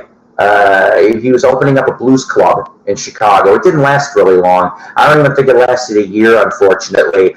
And what kept the interview from happening was his plane was delayed because it was going to be a live feed. And I was kind of upset. I was depressed about that because I would have loved to have talked to Isaac. I think that would have been very, very cool. And then the one that's really going to be out of left field, I had a shot at interviewing Insane Clown Posse in the studio. Yeah, I know. I talk about all these other ones, and I curveball with ICP. But, ICP is its own little strange thing. Jimmy Hart should embrace his musicianship legacy and not so much play up his wrestling career, since nobody will remember that in 20 years anyhow. You might be solidly right there. But I mean, that's of course how he came into my conscience, was because of the managing. Because hell, 80s, 90s, I think I watched WWF/E till about 2001, 2002, and then I kind of just I got bored. I got out of it. I went to a live event, though, I think like in 04 or 05, I got to see Chris Benoit wrestle, and I got to see Christian wrestle. I think it was Christian for the was it Christian or Edge? It was one of those two. Table ladder chair match. That was pretty cool. But there was a handful of good ones. I went to a couple WWF ones, and then I had tickets actually to WCW. It was the last year. Unfortunately, I had car troubles on the way over. Can you believe that? Halfway through, I had to turn around. I still never figured out what was wrong with that. I need somebody. Q-Mark, great single in the collection. I think I actually had that 45. I have to dig around, because anytime I ever find a Q-Mark that's not 96 Tears, I will grab it up, because, well, I already got it. I got a clean copy of 96. That Murdering POS. Well, okay, all right. Let's face this. Yes, you're right. You're right at that point, okay? The thing is, all right, and I know this isn't an excuse, but it could have been the steroids mixed with the concussions, okay? And listen, we're not in his head. I'm not defending him. I'm not whatever. But there also is a little shade of conspiracy involved with all of that Chris Benoit, with the murdering the wife and the kid, and he may not have been the only one in the room. It's a very, I heard about that too. I never liked her, okay? Even when she was woman back in WCW, she just had that aura of, I don't want to say evil, that's not right, but bitchiness. She just gave that off, okay? And if I remember correctly, this is how I don't understand. So Nancy was Kevin Sullivan's wife. Kevin Sullivan was the booker for WCW at the time. Well, Kevin found out about the whole Chris Benoit and Nancy bit, and there was a triangle war pretty much between those three for a little while. And big mess. I met Kevin Sullivan briefly. He seems okay. I met him in 2010 briefly. Oh, jeez. Was it Teenage Son? I thought he was younger than that. I don't know. Hey, wait a minute. Didn't Benoit have an older kid, and he just went into the indie circuit? I know that Pillman's kid got signed, I think, to WWE. I could be wrong on that. But, yeah, Pillman's kid is a wrestler. And I know that one of the Hart's daughters is in wrestling now. I kind of like, in a way, that there's all these next generation kind of things, but, yeah. Yeah, I mean, I just for some reason, I just remember some of my favorite matches about Benoit was him and Dean Malenko. Those two. Dean Malenko, the man of 1,000 holes. Dean was very underrated. He did not get as much fame or whatever that he deserved. He didn't get enough accolades. But I always liked those two together. I thought those were good. And then Benoit was in the Horsemen, right? For a little bit? I get lost. There's so many different people that were Horsemen. I'll tell you who I didn't think that should have been Horsemen. I'm sorry. I feel bad for Steve McMichael right now. I love him as a Chicago Bear. And I even met him once, and somewhere I've got his autograph. I think it's in a program. But when I met him at was it a charity basketball game or a signing? It was one of the two, but I only met him once before he went into wrestling, of course. But he wasn't that great of a horseman. He just wasn't. Yeah, you betcha. The last time I saw Kevin, he He was in one of those recent videos, Tales from the Territories, which it was a pretty good, amusing episode. Yeah. Oh, wow. Oh, I didn't know that. I don't know if I don't know Kevin Sullivan's mind. Maybe he could have done it for an act of revenge, but I mean, that would have made plausible sense, maybe.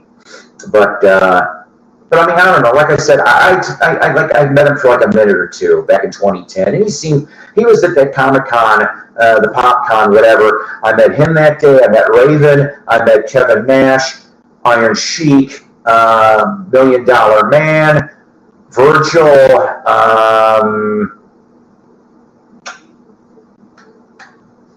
Those are the ones that are coming to my mind.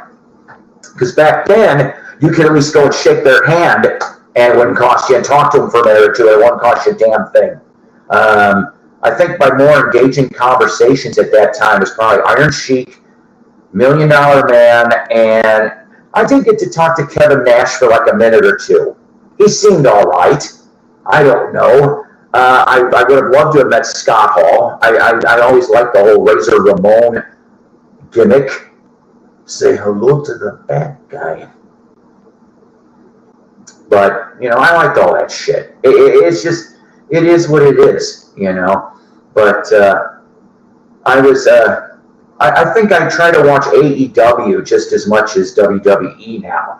And I like the whole angle right now that's going on. I didn't get to see Full Gear. I wanted to see what happened in the six-man tag, which was Sting, Darby Allin, and Adam Copeland, the Rated R superstar, against Christian and Luchasaurus and Nick Wayne. I think that would have been quite interesting. And of course, Ric Flair was in Sting's corner. I'm waiting for Ric Flair to turn on Sting somehow between now and March. I just have this weird feeling that he's going to do it, and I'm not sure why, but whatever. But what's really funny statistically wise is that I think Rick, and I know Rick for a fact, has been pretty much through every big wrestling faction, and I want to say Sting maybe was the same amount, or at least maybe he's one behind Rick. But like they've been every faction, and I'm just like, geez, man. But that's what you do when you have a career. Sting is 64, and he finally realizes, he's like, I want to get out before it gets worse, and I get it. Kevin Sullivan's cool, but they made him seem like some devil worship. I remember that shit. I do. Especially when it was in Dungeon of Doom, when they had that angle. And then he had to go through this. The cards were stacked against him for a while. But he seems like a nice guy. I mean, and I've seen interviews too and such. But, all right, guys, you know what? You guys have been so patient with me. We've been on for almost 2 hours, 15 minutes. Here, it's 10:38 my time. I'm surprised I'm still up yapping. Although I have nowhere to go in the morning tomorrow, so maybe I'll sleep in. Maybe I'll be a pain in the ass again and try to get on Joe Mayo or Rachel's stream in the morning if they have one. I don't care. But I just want to let you guys know, giving thanks to you, my audience, my favorite people here in the BC and on YouTube. I appreciate everything, I mean, literally everything that you've done for me, whether it be watch part of this, liking my stuff, subbing my channel, giving me the remarks you give me here in the peanut gallery and private messages. I seriously thank all of you people for being there with me and for me all these times, all these years. And I don't think I could really ask for anything more, honestly. Yeah, F me. Wait a minute. I mean, it's not like me and Joe are chummy. Chummy, mind you, I don't have an issue with Joe. I don't. I know Joe could probably come off a little bit, I don't know, I'm not going to have a word. But I can understand, that for some people, they rub the wrong way. I can get past that. I can. I think the record store videos are my favorites, to tell you the honest truth. I like seeing the whole innards of Infinity Records and all that stuff. And if I do get to make my Syracuse, New York trip, I do want to go stop at Infinity. I want to stop there. And I have another friend of mine that has a record store called Music and More. I think it's near Syracuse, New York. And if you live there or near there, go check out Kathy's shop. She's awesome. And so let's see. Next broadcast. When am I going to do my next broadcast? I don't know what Saturday looks like right now. Saturday's on the fence. If I don't do one Saturday, I'll do one the following Wednesday, which would probably make more sense for me anyway. And maybe I'll have some different information for you guys by then. But yeah, I want to thank everybody here. So once again, guys, we're going to sign off. And I want you all to have a happy Thanksgiving. Please be safe. Drive careful. Eat moderately, drink moderately, and unless you're not going and you're going to sit and watch football for 8 hours, then do what the fuck you want. And remember, ladies and gentlemen, I